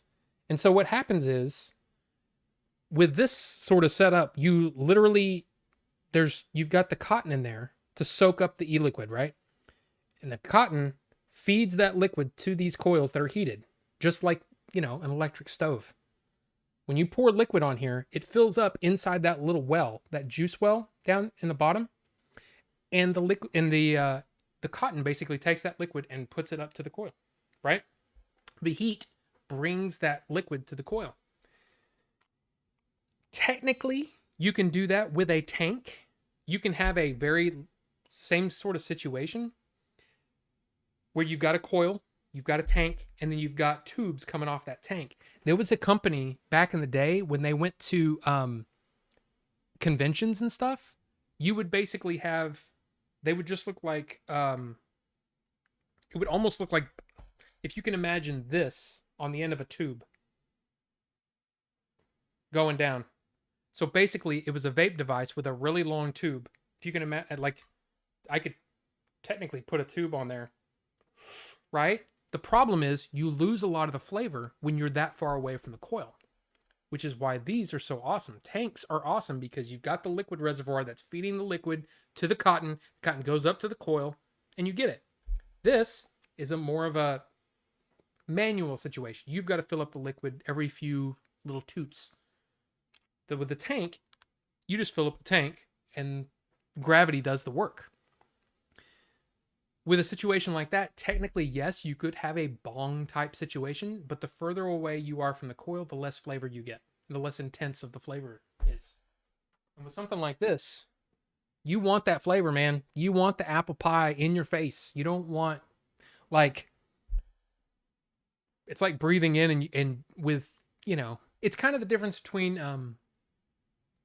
think about it like this. You ever had a sparkling water, with, like, say, a grape flavor in it?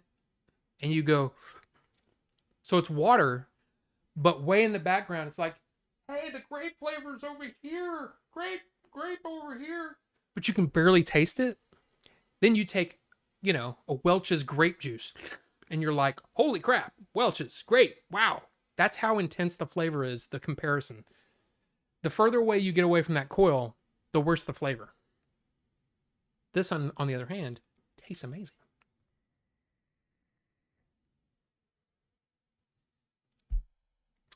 I'm glad that's a good flavor. I feel like we pick duds most of the time. No. See, here's the thing. All of the flavors that are in the selection are ones that I bought. It's not like It's not like I buy just a bunch of random stuff. I buy stuff that I think I'm going to like. I hope I like. And then what we're doing together is we decide which one we're going to try first, because we're going to try them all eventually. We're going to try them all. But yeah. Now I make my own. This one is an acai flavor. It's got acai. It's got a little bit of berry, strawberries, blueberries flavoring in it. There's a little bit of honey in it. And then there's a Greek yogurt flavor on the bottom, the base, which gives it kind of a creaminess. That is what's in. Yeah. And this one, I have to be careful. Can't vape this too much because this is a cloud chasey mother.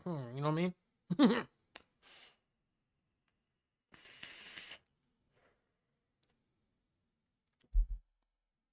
I actually, when Ricky was here for Retropalooza, I gave him a little sample of this acai. He said it was good, but I don't know. I love it. It's one of my, it's my everyday. In fact, I showed you this guy last week or the week before. It's one of my Christmas Black Friday things. This is a little guy, right? Little guy. In comparison, that's how big it is. Little bitty tank. Well, I've been testing other tanks in here, and it's just not as good. This tank, that tank, isn't as good as this because the coils are right here. The coils are literally right there. Look at that. Look at how much, and then that goes in my face.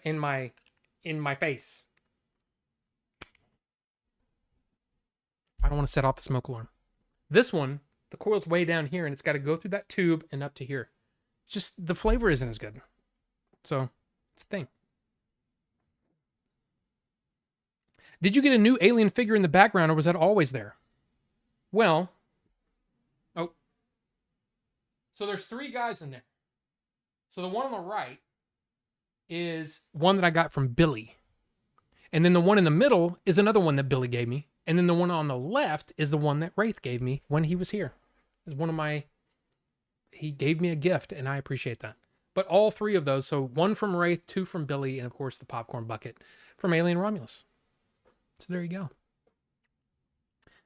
Do the coils burn the cotton at all? Here's the thing. If you put too much cotton in the middle of those, because it's basically it looks kind of like a spring, right? There's a balance.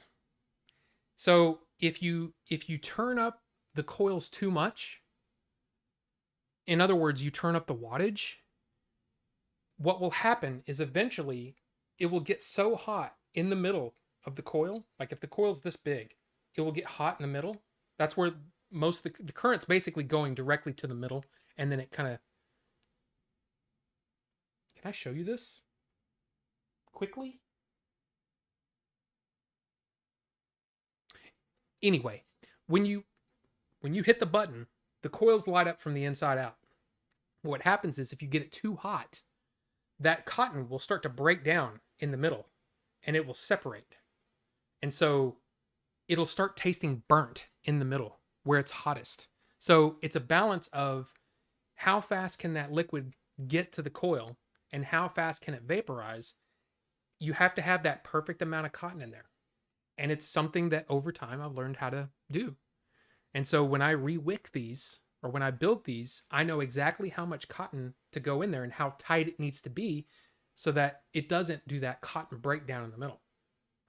It's a more advanced thing. It's something, I mean, I've been doing this for over 10 years now. A little over 10 years.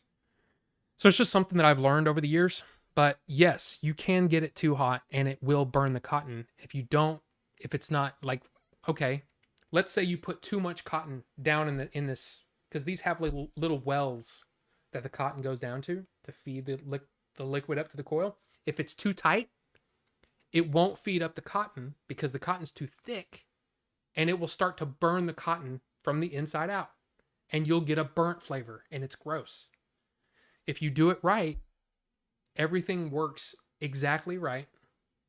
And here's another thing. So like if I take one vape, right? If I take a long draw, that center is getting hotter and hotter as you keep this pressed. if you do 2 or 3 pulls in a row, the liquid doesn't feed fast enough, and you can burn that cotton in the middle. You can get a burnt hit. So it's just one of those things. It's one of those things you play with, and over time, I know what to do.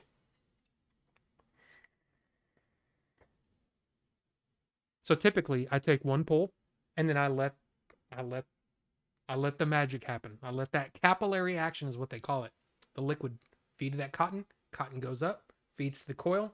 It's ready to go. And then at a certain point, when it's saturated, it doesn't pull the rest of the liquid in because it's got the perfect amount.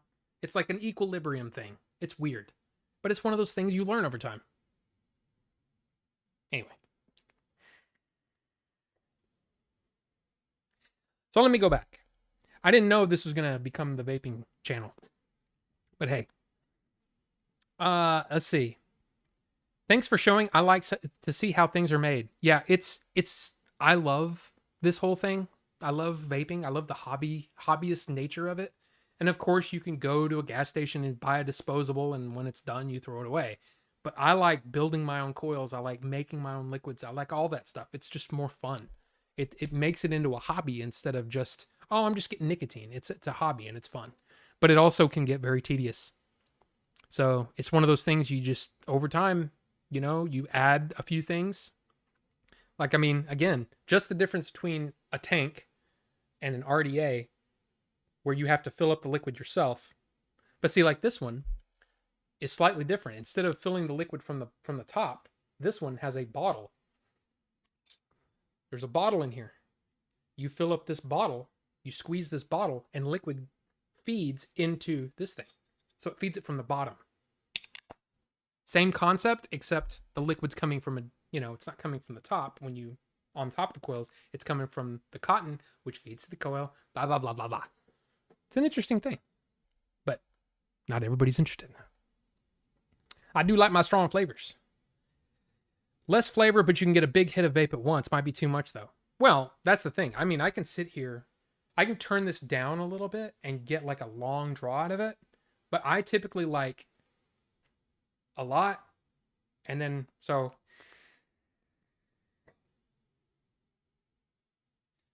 that's enough. And then a little guy like this, there's only one coil in here. What happens is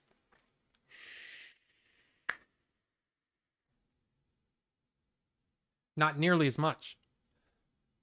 And the flavor's not as intense. So it's just one of those things you play with and you go, okay, what's right for me? And some people would rather, I gotta turn the fan on, like way on. Come on, get faster. Blow that vapor around so it doesn't set off the smoke alarm. I might still do it. That's a lot of vapor. Let's put it on high for a second. I vape too much. I don't think have I set off the smoke alarm during a live stream? I don't think I have. But anyway, yeah, it's basically what you want to do. Like I like to, I like the big clouds. If I wanted something, a smaller type device like this, it doesn't put out as much vapor. What you could do to mitigate the nicotine, you could get a higher nicotine so you don't have to vape as much. So you still get the nicotine that your body wants and craves, but you don't vape as much. I would rather vape big crazy clouds, and yeah, it's just the way I like to vape. But I will say this, if I was working in a, let's say I was working like a desk job, I would probably use this. I wouldn't vape indoors because that's against the law, right? I abide by the rules. Like you can't smoke at your desk. So why would you be able to vape at your desk, right? So I follow the rules, the laws. But I would take this and go outside, get my nicotine fix, and then go back inside. Yeah, it's a different situation. But when I'm at home, I've got the rest of the house is very nicely ventilated, so I can vape my big cloud setups. I just rather vape that. But anyway. That's been my main flavor since you gave it to me. I'm already out. Yeah. I'm glad you liked it, because I mean it's something that I've been toying with for months, and I finally got it where I like it. And I mean, like I said, this is I mean, I vape all kinds of stuff. I have a few different setups going, but this is my favorite. And so all 3 of these right now have the same liquid in it. And this one's the best. But anyway, I wish I could go in your face. Thanks, Vinny. I think. Can you send me a link or anything on Discord for that RTA? Well, that's the thing. This RTA, the intake, it's no longer available. You can't buy it anywhere. That's the problem with pretty much all of vaping. Everything cycles out like every 6 months to a year. So if you don't buy it when it's in stock, it'll never be stocked again, because the companies, they're all Chinese companies, by the way. Most of them are Chinese companies. They will only do one run of them. So unless it's a super, super popular RTA or RDA, you only got one chance. And once it's out of stock, you can't get it. So I've been wanting a black. Okay.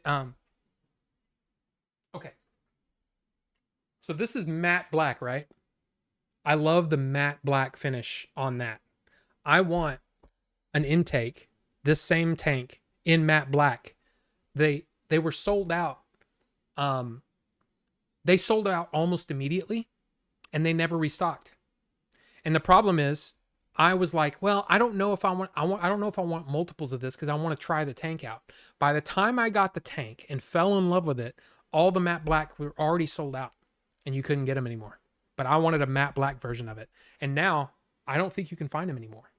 But if you search intake, like an intake on a plane, intake dual, you may be able to find it. I actually have, because he made a single coil of it, I actually have the single coil version in matte black, but not the dual version. And the dual is my favorite. This is my favorite tank on the planet. And yeah, I broke the tank at Retropalooza this year. Anyway, let's move on. Let's see. Yeah, it took me a few times before I got the cotton to where I like it. Exactly. Expect more next year. Well, Wraith, I can only take so many gifts. You know what I'm saying? I appreciate that, though. Very nice. A burnt hit tastes horrible. You learn to avoid it fast. Exactly. And that's the thing. All these studies that show, oh yeah, there's formaldehyde, there's all kinds of heavy metals. Yeah. How long are they sitting there holding the button down for it to burn up the coils? No person is actually going to vape that, because it tastes awful. As soon as it starts to go dry and starts to burn, I quit. I stop and I re-wick or whatever. Because you don't do that. So it's so annoying. Rob should open up a vape shop, Vapor 42. I would love to do it. I've got to run, you guys. All have a rad week. Rufus, you're probably already gone, but thank you, man. Thank you for being here. And I hope you have a Merry Christmas. Merry Christmas. Not that I've seen. Yeah, intake dual, man. You just can't get it. You just can't get it anymore, which sucks. But hey, let's get into... We're already running late. So, really quick. The only pickup that I got this week was something I pre-ordered, and I finally got it. Strange Darling in 4K. Not available here in the United States. You had to get it from the UK. Strange Darling in 4K. Now, this edition comes with the 4K, the Blu-ray, and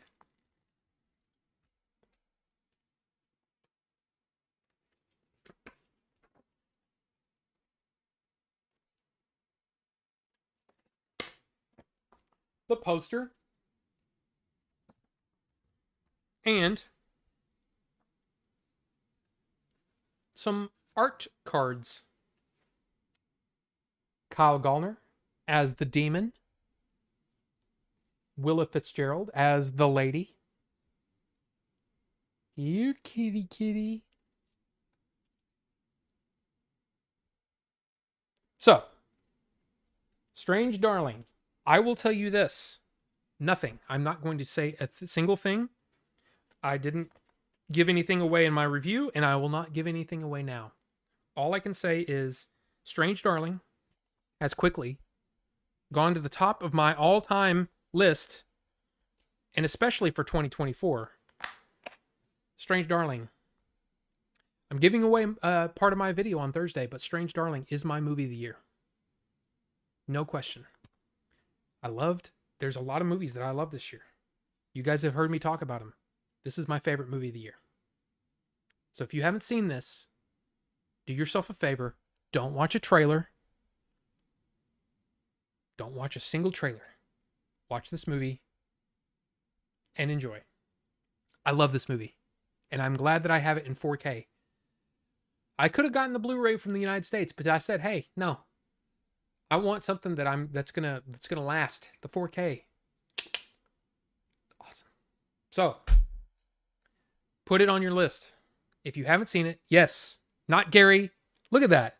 Also my number one of the year, maybe past few years. It's so good. If you haven't seen it, fix that. Exactly, not Gary. It's such a good movie. Now, I will say this. I've only seen it the one time. I haven't watched this yet because I got this on Thursday and I've been busy all weekend with family stuff. So I haven't had a chance to sit down and watch this. But I can tell you, it's great. I don't know how many times I'm going to watch it, but I knew that I wanted to own it because it's my favorite movie of the year. Period. So there you go. You see that new Alien Rogue Incursion game? It's a PSVR 2 one. It seems like it could be cool, but PSVR 2 is still expensive. Yeah. I got to turn this fan down. I have not bought a PSVR 2, and I don't know if I will, because I bought the PSVR 1 and quit playing it. I still need to finish Astrobot. I still need to finish Indiana Jones and the Great Circle. And yeah, I just haven't had any time. No time. Again, very, very busy week. Very busy week. And I mean, it's Christmas time, holiday time, so likely I won't get a whole lot done gaming-wise in the next week either. But let's talk about just a few of the movies that I've seen this week. First up, let's go over the Shaw classics. First, these two, The Delightful Forest and The Devil's Mirror. The Delightful Forest stars T. Lung, who I really like. I think he's great.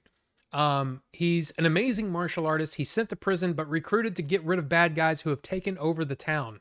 And they basically, it's almost like, it's very similar to like a Seven Samurai, but he's recruited to basically beat up all the bad guys. It's super bloody, and T. Lung just kills everybody. So it was kind of a fun one. The Devil's Mirror was odd. A very odd movie. There's this witch called the Nine Souls Witch.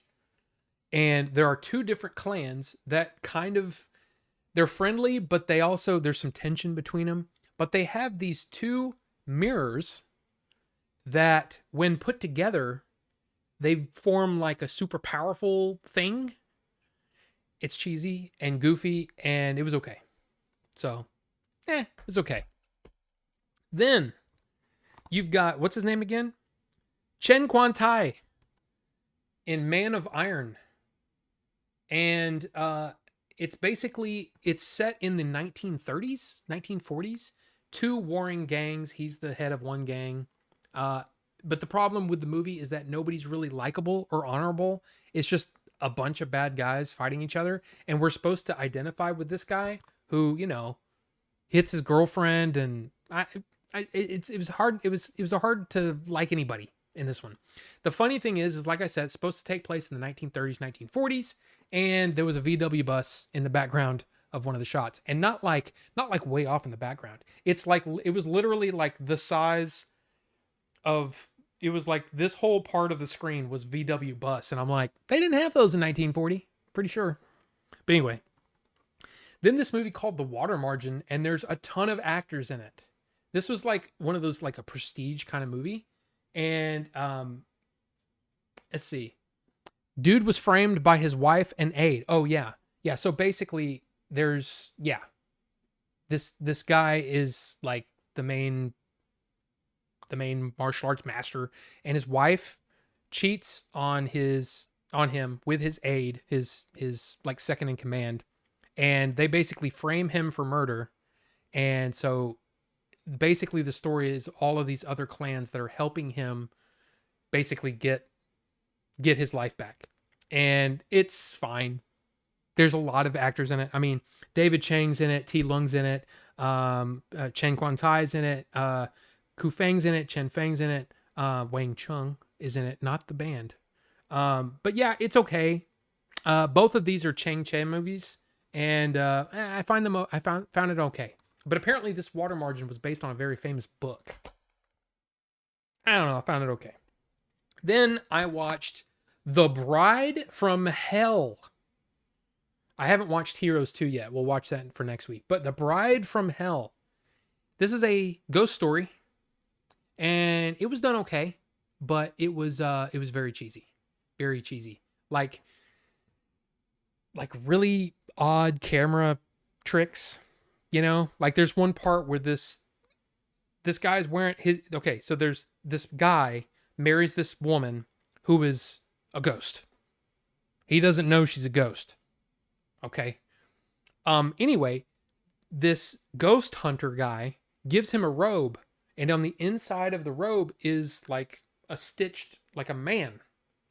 Well, when he comes near her with the robe on, the man comes out of his robe kind of and grows to like a huge proportion. He's like a giant, and he's like fighting the ghost. And I'm telling you, it's a goofy movie. It's a goofy movie. It was too cheesy. It was too cheesy for me. But I did watch it, and it was actually really short. I think that one was only 79 minutes. Really short. But yeah, it was weird. Nothing like what is it? Is it Kuroneko? There's Kwaidan. The ghost stories like that are on the Criterion Collection. Some of those are really good.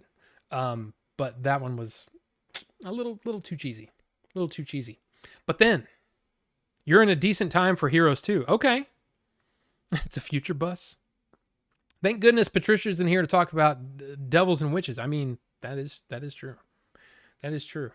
But one of the movies that I had to see, it is one of those movies from 2024 that I'm like, I got to see this. Everybody's talking about it. I got to see it. I never got around to it. I rented it. The Substance. Demi Moore, Margaret Qualley, Dennis Quaid. This movie is very, very weird. Very weird. There's a lot of commentary about women in general and how they're viewed by society, how actresses, as they age, become less viable to the studios. It's an interesting film, but it's also wacky as hell. There are things that happen in this movie that I never could have guessed would happen. So the basic storyline is Demi Moore plays an actress that ended up being she ended up having a show where it's like an aerobic show, workout show. And as she was getting older, the studio was basically saying, we need to get rid of her. We need to get someone new and young. So there's this thing called The Substance that literally I don't even want to go into what happens and how she has to do things. I'm just saying that it is a body horror movie to the extreme. There are things that it makes your whole body go, oh God, it's insane. But it's also weirdly funny. Like there's some dark comedy there. My biggest problem with the movie is that in order to tell the story the way that they wanted to, there's a lot of time spent showing what the process is. And I feel like I wish some of that could come out and make the movie shorter. I think it would have had a greater impact if it had been a little shorter. But I still I really admire the movie. The director, who was the director? Coralie Farge. I've never seen a movie from Coralie Farge. But she immediately is now on my radar. When I hear her name, I had to, refamiliarize myself with her name. But now she's one to watch because I'm going to be interested in seeing what she does next. Does that make sense? But Demi Moore is, I will say that it will be a crime if Demi Moore isn't recognized at least a little bit for this performance. I think Margaret Qualley does a great job too.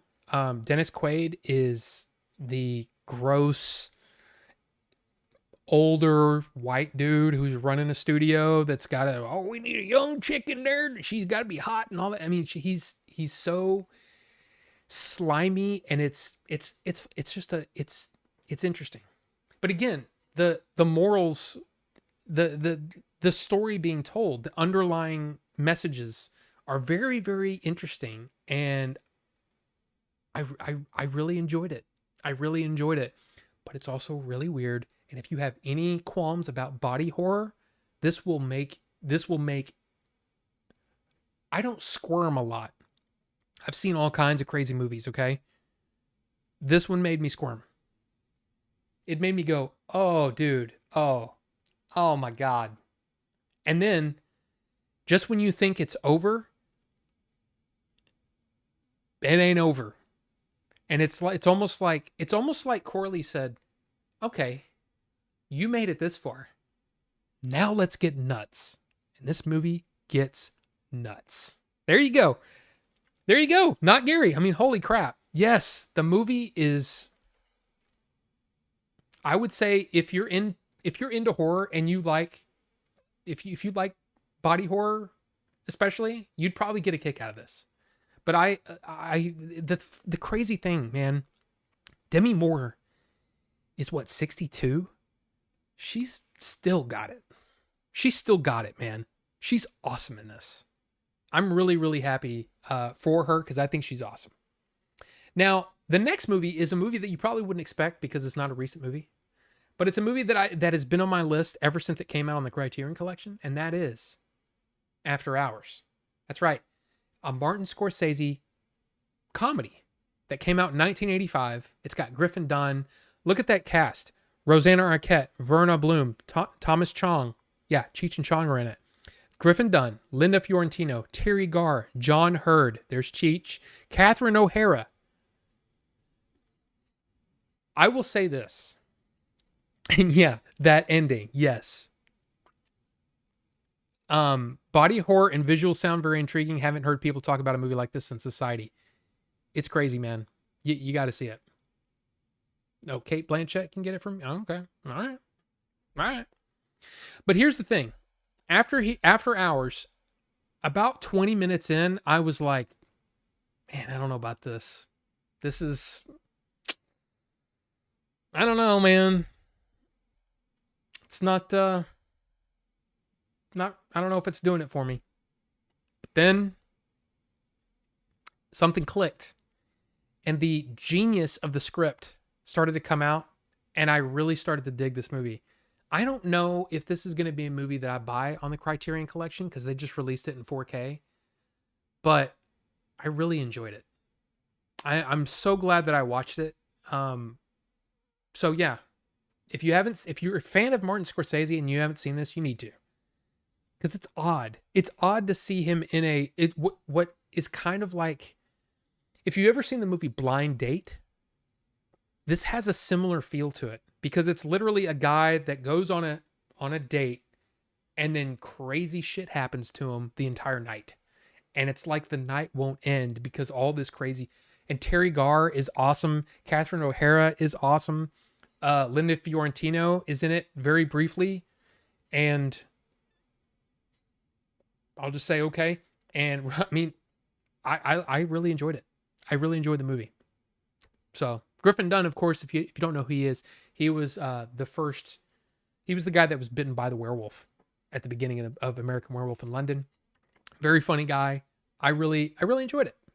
I really enjoyed it. So there you go. Now also, oops. Okay, wait. We don't need to watch that again.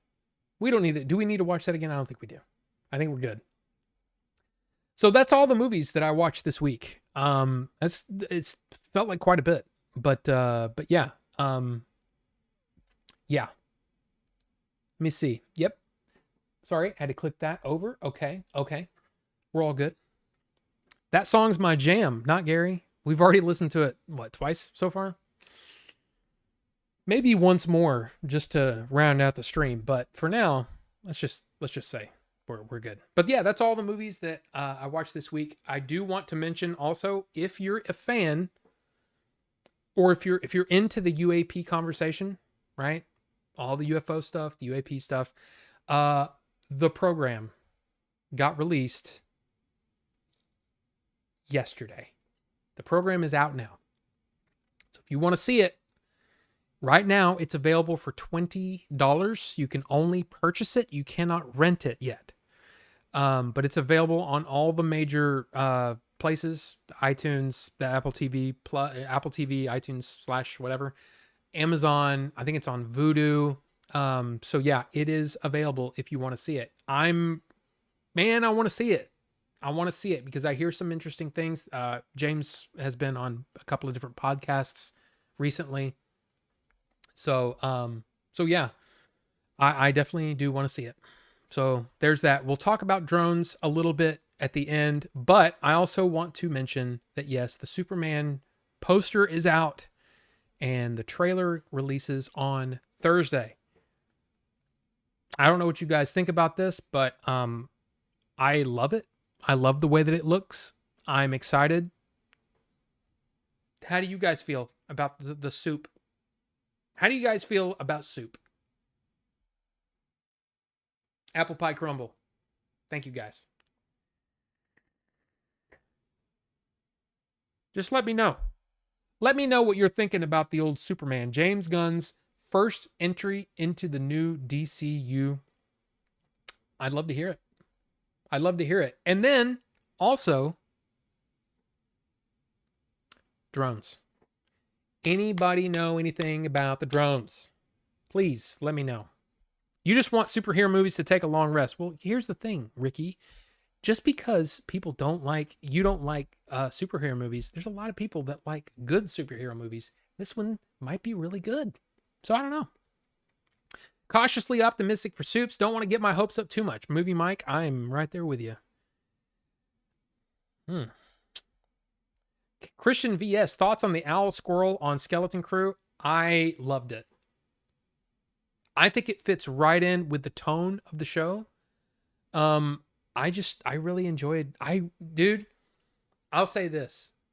That last episode with Jude Law was, again, where I felt that complete ease fall over my body and made me go, I'm just in this for a good time. It's fun. It's light. It's enjoyable. The acting is great. I love the look of the show. Everything works. The music's great. I loved it. And I want more. In fact, if they made a plush of that character, Kim, right? Kim, but it was like spelled weird. Kim, I would love it. I think it's a great looking character. It fits right in. I loved it. Hey, I just watched a YouTube video where some guy was saying all the drones are just promotional marketing employee from James Gunn to promote Superman. If that's true, okay, that would irritate the hell out of me. And I'm pretty sure that the government would not be pleased with DC if they did that. But no, I don't think so. I know, Ricky, I know you're burned out. BC, it was confirmed earlier by a House rep. The drones are U.S. military. Is that true? Because if that's true, that happened in that must have been the last few hours. Okay, so what's the point of them then? If they're U.S. military, why?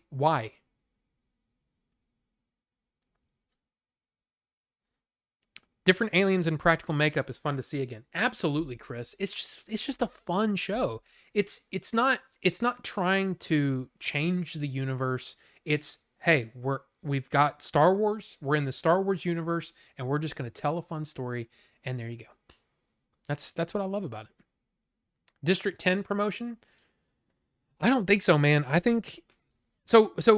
One of the things that about the drones there was a couple of different things, right? I don't think U.S. military has stuff that flies off into space like that. That's one thing. Number two, if it is U.S. military, why would they fly over Wright-Patterson Air Force Base and force them to shut down the base for a few hours because of them? Is it some rogue? It's not a rogue unit. It's got to be a branch of the military or part of the, CIA, FBI, and NSA, somebody that's doing this without letting the other branches of military know, right? If that's true, that's a problem. But what's the purpose? What is the purpose of them? And if it was actually confirmed earlier by a House rep, I would love to see the video on that. And we would actually look, let's be honest. Since, YouTube, whatever, money, pay, all that stuff, let them claim me.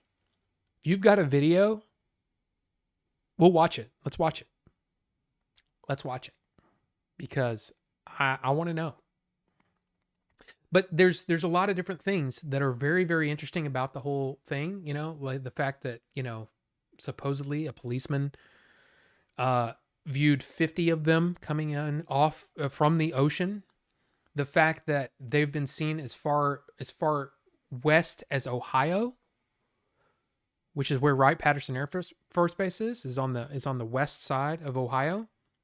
That's a lot of power. And if they are as large as people say they are, where they're as large as like cars, that takes a lot of power to get that up in the air. But they've been seen hovering for hours. Most commercial drone, like a drone that you can buy from like DJI or whatever, you've got like 20, 25 minutes max, right? Even the biggest ones. So the fact that they're using a power source that allows them to evade, because they've done some crazy evasions. It allows them to apparently have no heat signature. Noiseless. Some of them are noisy, but again, how many of these videos that we've been seeing on like TikTok and Reddit are just people, because they're freaked out, they hear the news, they go outside and they go, "Oh my God, what's that?" And it turns out that it's just another drone or like a regular or a plane or whatever. There's a lot of that. There's a lot going on. And people get excited and they see something that looks a little strange and they freak out and they take video of it and it turns out it's nothing. And I mean, how many balloons have been, "Oh my God, it's a UFO." That's a balloon. It's just a somebody's party balloon that, got off track. There was one video that, from China, looks really odd and it's like spinning and you're like, what the hell is that? Then they showed the whole video and it turns out it's a bundle of teddy bear balloons. And from the side, it looks really freaking odd. But then once the video keeps going and you see the teddy bear shape come into view and you're like, oh, that's completely obvious now. But looking at it at the beginning, you're like, I don't know what the hell that is. There's so many weird things. Yes, the power consumption. The drones are powered by the Tesseract. Possible. Slades, by the way, I didn't say hi, but hi. Good to see you. I think the drones are a marketing ploy for some sort of movie or show, and it got out of hand and snowballed into a bigger problem, kind of like the Galactic Drone Show. This is weird, though. Why would they be going over Air Force bases? That's what I don't understand. Why would the military do something that they know is going to stir up so much anxiety? It certainly is not covert. Exactly. And one of the things that I keep running across is, and again, I think it's more likely that it is man-made. It is using a power source that we possibly haven't seen yet.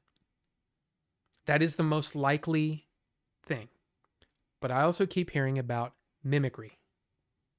That UAPs, UFOs, if you want to say that, have commonly used different techniques that maybe this is the first step of basically catastrophic disclosure, that the UFOs are, or the NHI, you could say, are using human-based technology to make it easier on us to get used to, hey, these things are going to be up in the air. And then all of a sudden they're going to look like, Flight of the Navigator or whatever, they're going to be very, very odd shapes and all that kind of stuff. There's too much weirdness going on. The fact that even if it is a man-made thing, how are they being powered? How can they stay up there that long? How are they noiseless? There's so many questions. So many questions. No matter which angle you take, just doesn't seem to fully add up. It's just odd. I know. And I cannot stop thinking about it. It's so crazy. There's a picture of one almost the size of an officer. I've seen that picture. Yeah. I don't know. If it belonged to the military, then would someone get in trouble for shooting it off their property? Absolutely. Well, probably. That's the thing. I just don't know. It's like every path you go down, it's like, yeah, but that doesn't, like, if it's the U.S. military and it is something like Project Bluebeam, like Chris says.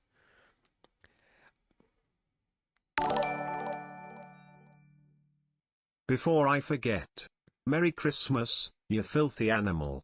Also, drone talk is good times, smile.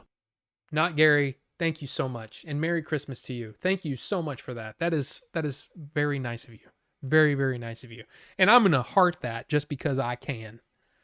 Or I guess that's what I did. Yes. Thank you so much, Not Gary. I appreciate that. And yes, Merry all the holidays to you. But yeah, drone, man, it just keeps getting weirder. Like you said, it's like, okay, if it's the military, what's the purpose? What's the purpose? Why would some branch of the military or branch of the government be hovering over air bases like that, forcing shutdowns of what? 3 different so Wright-Patterson Air Force Base shut down for a bit. The Boston Airport, I don't know which Boston airport, and a New York airport were closed. It was New York, right? Or was it New Jersey? But the whole thing, basically 3 airports have been closed because of it. Why would they do that? What's the purpose? And then if it's aliens, why would they use technology? The only thing that I can think of is it's kind of like, spoiler alert for Contact if you haven't seen Contact, but it's like David Morse showing up at the end of Contact. It's like it's trying to make us a little more comfortable with the fact that they're there. But again, they're using technology that not only power, but and that's the other thing. I should say we've heard reports, the UAP stuff, right? UFO stuff, of them being able to do like 90-degree turns, like, and then they're like suddenly over here, and then suddenly they're miles away or whatever, right? These are not exhibiting those sorts of like crazy movement. Is that part of the deal? Maybe they're, like I said, they're trying to ease us into the fact that, hey, we're NHI and we're here with you. Maybe, possibly, but I don't know.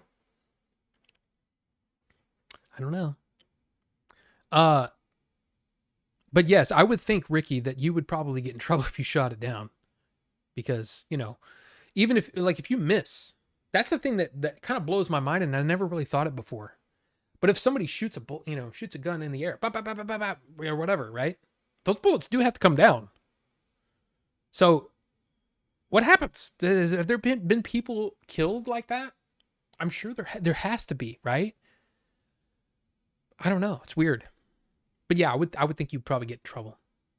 Now the tweet says the context wasn't right. House Intelligence Committee ranking member Jim Himes tells me there are not U.S. government drones. Okay, that's strange. But yeah, if they're holograms, then how would they... Some of them have made sound. These drones are the slow start of something bigger? It's possible, Jody. But the thing that bothers me, I'll get back to some of your, because I know you guys have some comments here. Yeah. But like that one hearing, or not hearing, but, presentation, I guess they said, where the lady goes, yeah, they're not the U.S. military, they're not a foreign adversary, and they're not dangerous, but we don't know anything else. If you don't know anything about these other than they're not the U.S. military and they're not from a foreign adversary, how do you know there's no danger? And if you know those two things, that leaves, it's another government thing, another government entity outside the military. It's a private citizen, a private corporation, or aliens, or NHI, right? Why would they're not able to be taken down by any kind of countermeasure that they've tried? They evade other drones. I don't know if this is true. There's some of this stuff there's so much going on that there's so much that you don't know if it's true or not. One of the things that I heard was that a drone tried to get close and it sucked it dry of energy. It basically shut down the battery, made the battery go from 95% to 0%, and the drone dropped out of the freaking sky. What technology is that? You would think that any of those batteries are lithium ion based, right? Just like, what's in your cell phone, what's in here, what's in laptops, whatever, right? What's in the Teslas. In theory, there's volatile chemicals in there that are ionized. There should be something that you could probably do to disrupt the reaction that's taking place in these batteries. But what is that? I don't know if that technology, I'm sure the technology does exist, but we've never seen it before. There's some odd stuff, man. I just hope we don't go to war with the UFOs and the aliens next year. Slades, I would much more like them to come down and teach us that, hey, you guys need to knock it off because you're really all the same. And that to us, you're just a bunch of idiots. So knock it off. And hey, this whole corporation thing with, you're the head of a company and you're making 200 times more than your employees. That's wrong. You should, okay, you make 10 times more. That's fine. But the rest of that money should be dispersed throughout your company so that the people stay happy. You need to work together, right? Maybe that's a thing. Maybe they go, hey, we've been watching you for a while and it seems like your biggest problem is that your people are kind of dumb. So maybe work on education a little bit more. And maybe if you worked on education, it would take some time, but then the whole boat would rise. Everyone would be better off. Racism would start to go away because you start to realize, oh my God, we're all the same. We're really all the same. There's really not much difference except for, okay, you like this kind of person. I like this kind of person. Everybody will, all of a sudden, activism will go out the window because we're all the same. It's no big deal. Okay, you want to have sex with a woman. You want to have sex with a man. Who cares? So at that point, everybody's the same. Everybody lives their own life and basically stays out of other people's lives, and everybody gets smarter, and then we all live in a utopia. I don't know. I'm just trying to say, maybe the aliens have a lot to teach us. That's what I would like rather than getting in a fight with them. And maybe they have some crazy, sexual things that they can teach us. Anyway, all I'm trying to say is I think we have a lot to learn, right? And the fact that, especially when you look at TikTok and you look at Reddit and you look at all these different social medias, and it's like nobody can be wrong. And it's like if you're a student of science, you have to realize that being wrong is part of the process. That's how you get smarter, is by learning. And you have to, in order to learn, sometimes you make mistakes. And those mistakes teach you about the process of living in the world with other people, and that if you're wrong every now and then, it's no big deal. And then you get smarter and everybody starts to get, come on. If more people learned science, they wouldn't have such a problem with being right or wrong, Being right is only part of the situation. If you're right, you don't learn anything. You only learn by learning what you did wrong and being comfortable with the fact that, hey, I don't know everything because I'm not the smartest person in the universe. So guess what? Teach me. Let's all learn together. And then we can move on and, go to Mars together. And, Total Recall. The end of Total Recall, basically. Anyway. They morph into recognizable craft, even with proper FAA lighting.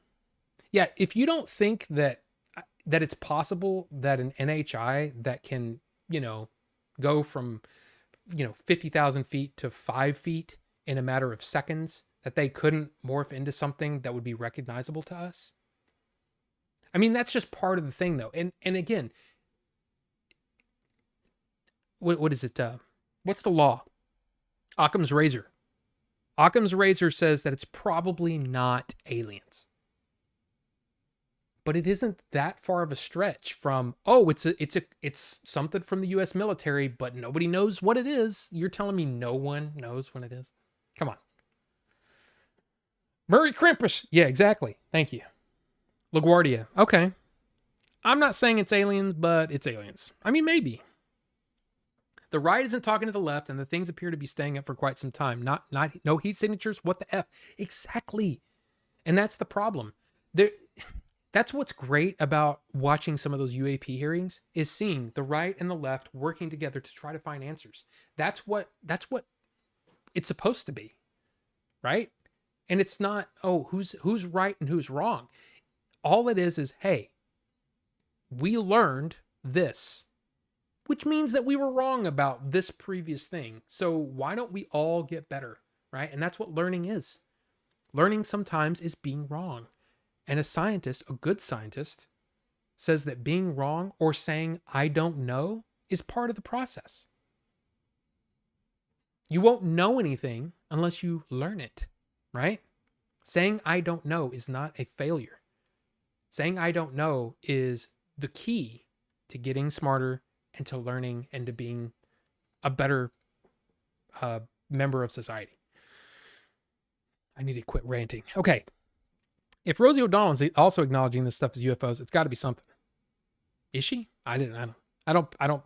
There's a lot of pop culture stuff that people talk about, and I go, I know who Rosie O'Donnell is, but I don't pay attention to her. I don't pay attention to The View. I don't pay attention to left-wing stuff. I don't pay attention to right-wing stuff. It's all noise to me. And a lot of stuff, what's going on right now with the drone stuff, it's a lot of noise. There is the truth in there somewhere, I would hope. Yeah, it could be a psyop. Exactly. But for what end? What's the purpose of it? Like, I don't see how you can say we don't really know what it is, but we do know that it's not the U.S. military and it's not a foreign adversary. Well, if you don't know what it is, how can you know where it's from?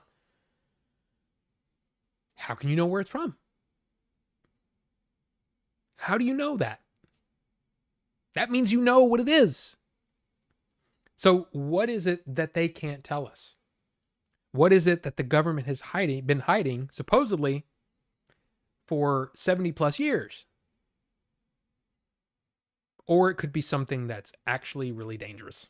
It's scary.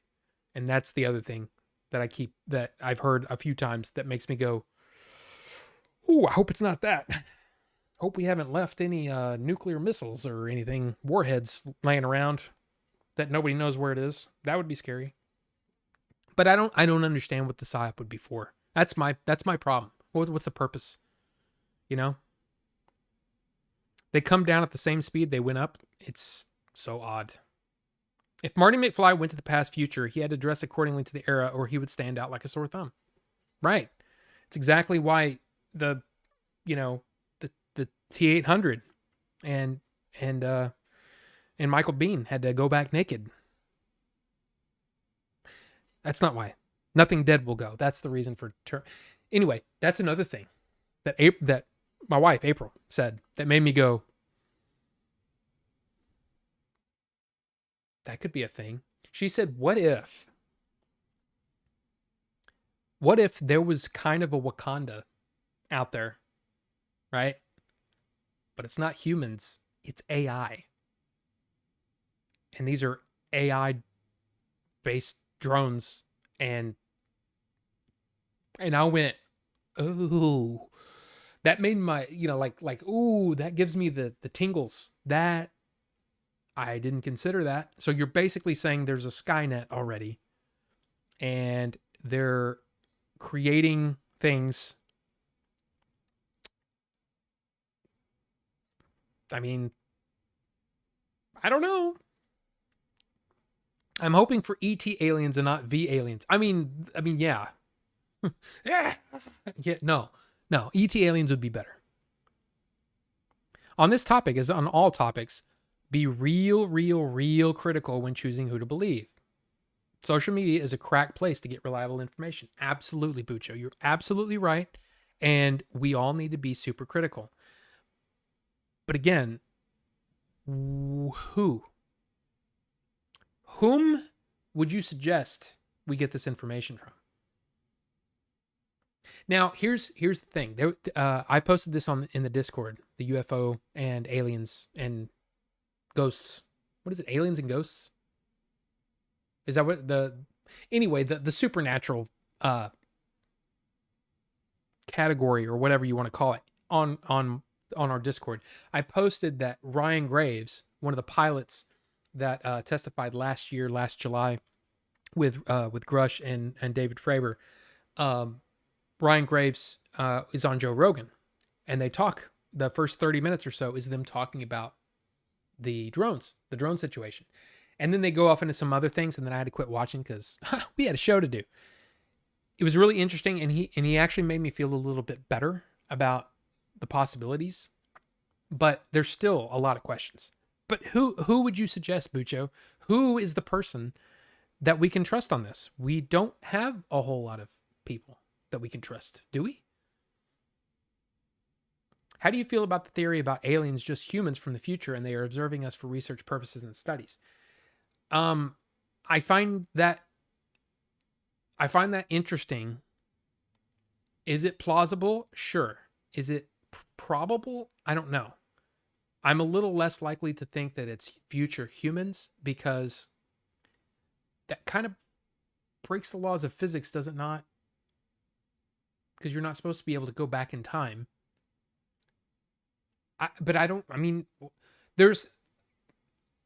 You could fill up many books with the things that we don't know, right? There are things out there in the universe that we don't understand. There are so many things that we have yet to learn. And I mean, crap, we keep arguing about, should black people be able to do this? And yeah, they should, because they're people, and there's nothing wrong with, there's people that believe that other races of people shouldn't have rights. And I mean, you know what I mean? There's so many things. There's so many things we have yet to learn, and we're as a whole, we're kind of dumb. So is it possible? Sure.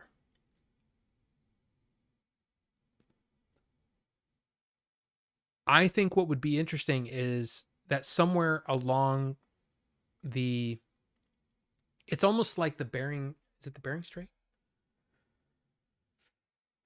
It's almost like humanity did this, and that there may be a secret. Again, I don't know. I haven't been out of the US and Canada.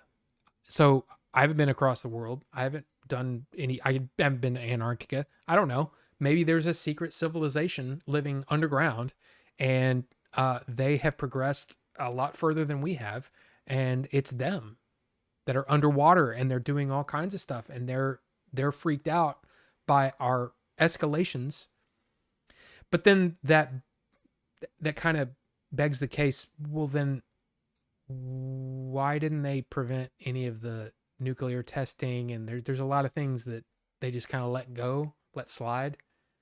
It's kind of like, it's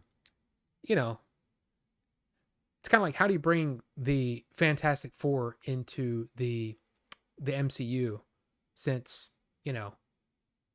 Thanos? Where were they during Thanos? Any new character that comes up in the MCU, it's like, where were you during Thanos? We could have used your help, man. What What amazing hero that is yet to be announced for Marvel. How will they just, how will they attribute the fact that they didn't help at all when it came to the Thanos thing, I know it's weird, but there's a lot that they could have prevented, or at least, kind of said, hey, maybe don't blow up that entire city. Maybe do this. I don't know. But who knows, man? Who knows? I rewatched the UFO roundtable on Chasing the Unknown. You guys did a good job. Hey, thanks, Derek. I appreciate that. And I think yes, you were right in your comment to me earlier in the week. We need to get back together for sure. For sure. Somebody knows, but the fact they can't even create a cover story is odd. They just keep saying we have no idea what they are, but there is no danger. Yeah, that irritates me so bad. We can't tell you what it is because we don't know. But we can tell you that you need to calm down. Okay, well, you're not telling me what it is. How can I stay calm? These things are coming over my house and they're blinking Christmas lights at me. What if it's Santa Claus? You're telling me Santa Claus is running all these drones around? Is that what you're telling me? That those are sleighs up there? I don't think so. Tell me what the F it is. What if that's what it was? It was all to promote the Macy's Day Parade.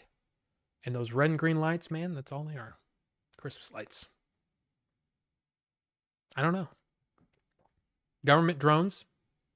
Rosie O'Donnell and Jay, power couple. Doesn't Jay hate Rosie O'Donnell? Here's the thing.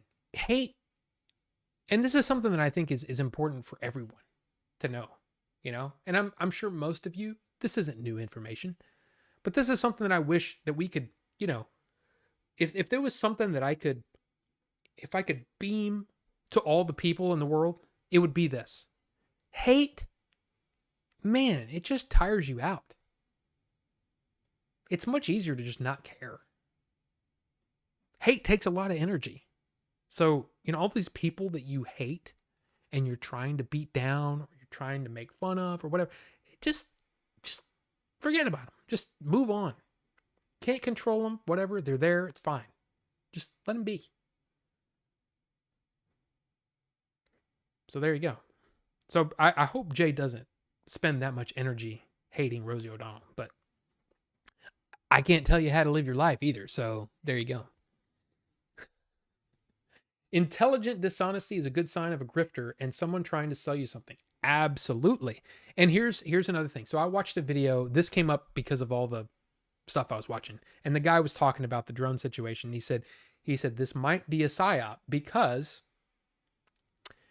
what if in a week's time, 2 weeks, month, there comes a new law where, we have to give up this freedom for this, or this portion of the government needs a huge boost in their budget so they can deal with this issue.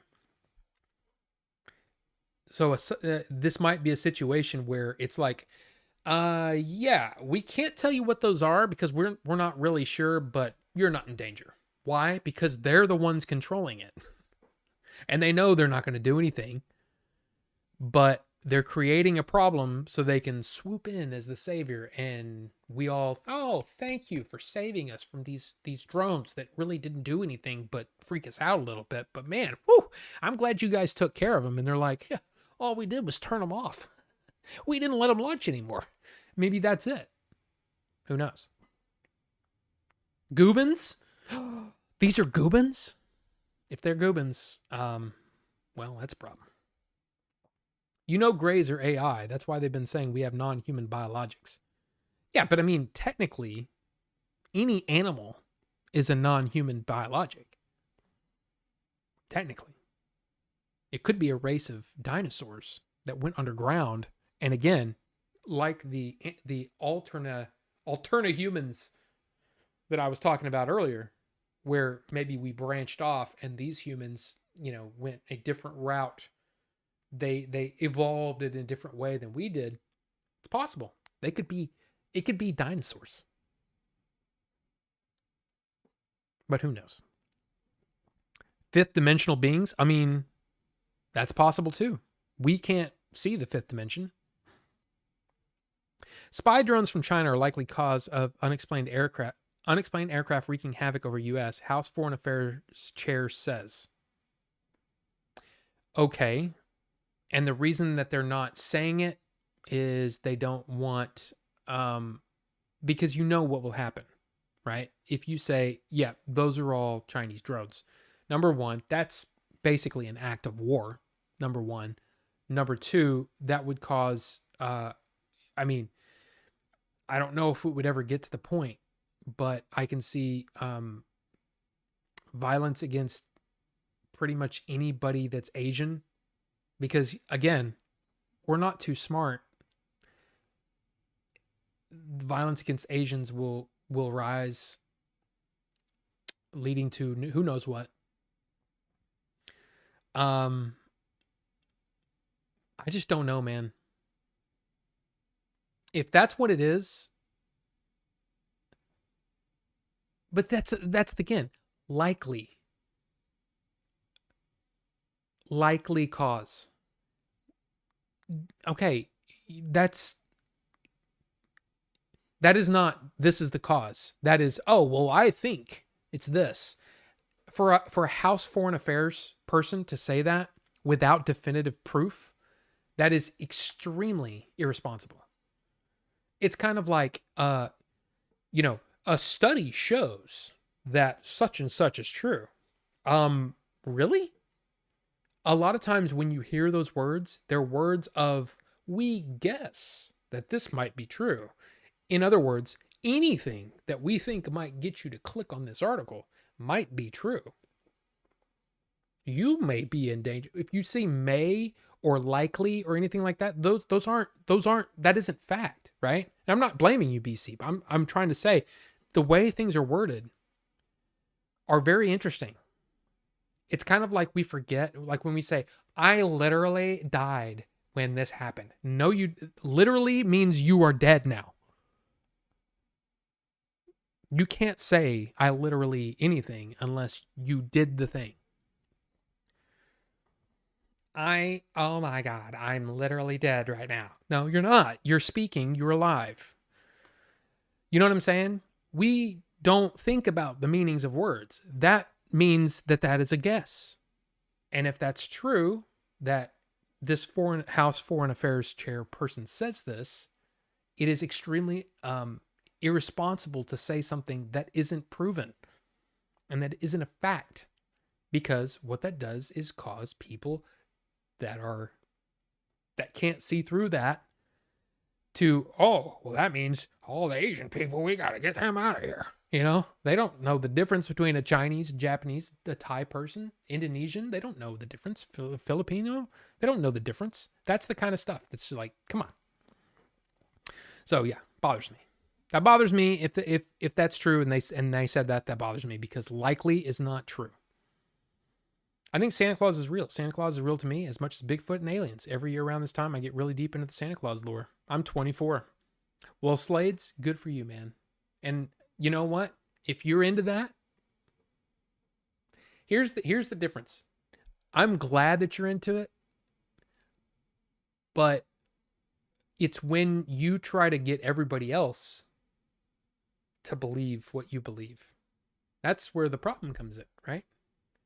I am completely fine with you living your life the way that you want to live. But when you start to dictate what I can do based on your beliefs, that's where we have a problem. So believe what you wish. And I support your right to believe that. But don't maybe do all the Santa Claus things, you know? If I don't want to do the Santa Claus things, I shouldn't have to, right? So there you go. But welcome. Good. Yes, good. Sure. Best Christmas gift you ever got as a kid or as an adult? That is a hard one, because I haven't technically gotten a gift. Okay. Probably the best Christmas gift. It wasn't a Christmas gift.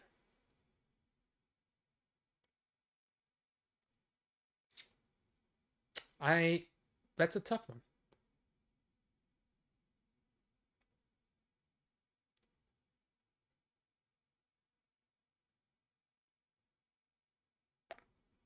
My guess is it was either Star Wars or video game related. I just don't know what. Because I don't really remember.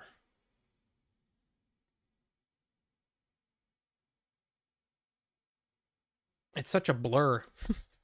But as an adult, I mean, um, the best Christmas gift might be that painting that my stepmom gave me. But what's yours? That would be what I would want to know. But see, like I was trying to think, okay, Nintendo? No. My dad got me the Nintendo like right after it came out. My dad was one of those guys who would go stand in lines for a toy that I wanted or something I wanted. And that's one of the things that like I didn't have a ton of games, but if he saw something that was like, "Oh, yeah. They're going to like that." Me or my sister or whatever. He would get it. He did the same thing for my brother growing up too. So, yeah, it's kind of tough cuz like what I remember Christmas, I remember a lot of Star Wars stuff, but like I can't think of anything in particular. But what was weird is I loved books, and I mean, there's so many things, man.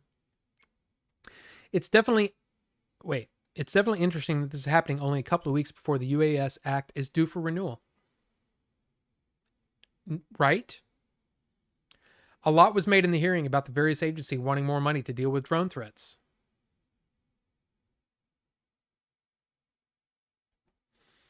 That new Karate Kid looks way better than the other one with Jaden Smith. I never saw that one. This one looks fine, but there's nothing in it but here's the thing. I'm not like this huge Karate Kid guy. Like I liked it when I was a kid, but then I liked other things.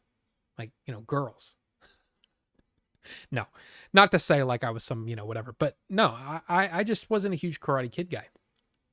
But yeah. I mean, it looks fine. We'll see.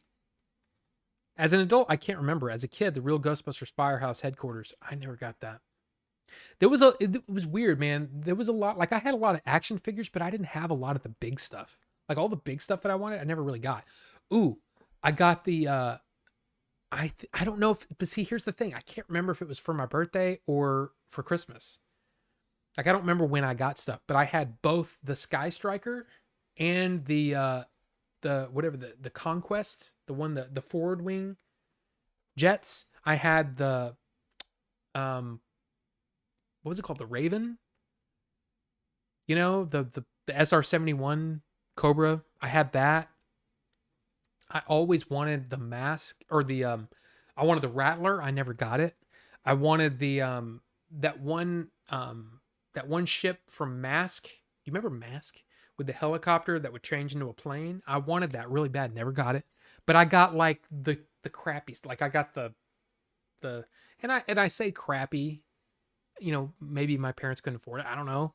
I'm not aware of what money was like back then, but I got the little, instead of getting the thing that turned into the helicopter that turned into a plane, I got the motorcycle that turned into a helicopter, and it's like this big. It's like tiny.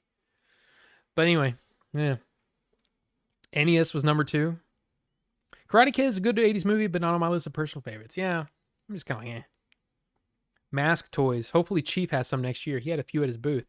Yeah, I'm like, now I can't, like, I think a lot of people, that's why a lot of people get into, retro toys, is like, oh, I want the thing that I could never get back in the day. And I'm like, I don't care about that kind of stuff. Now, I mean, like, would I like an entire collection of all the master replicas lightsabers? Sure. Yes. But I can't. Number one, I didn't have money for it then. I probably don't have money for it now. But yeah, I would love that. That'd be great. But there's just so much stuff where I'm gonna like, meh. But look, it's 10:20. My voice is, I gotta go. So here's the deal. Christmas Eve is next week. There's like I said, almost positive I won't be able to do a show on Christmas Eve, but we can try to figure out something, whether it's another stream later in the week or a Discord hangout, maybe next weekend. I don't know. but we'll try to figure that out. We'll have to play it by ear. And then, of course, New Year's Eve is the following Tuesday. So I don't know if that'll be a thing, but look, I appreciate you guys. And I want you guys to have the absolute best holiday that you can possibly have, right?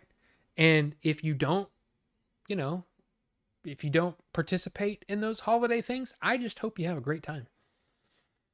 You just have a great time.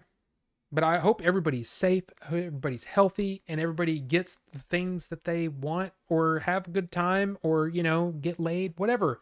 Whatever is on your agenda, I hope everything works out. Yes. Yes.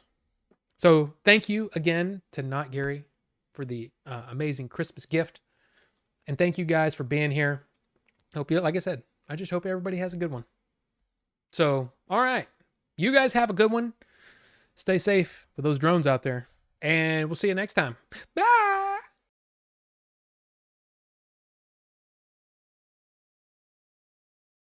Oh, crap. No music.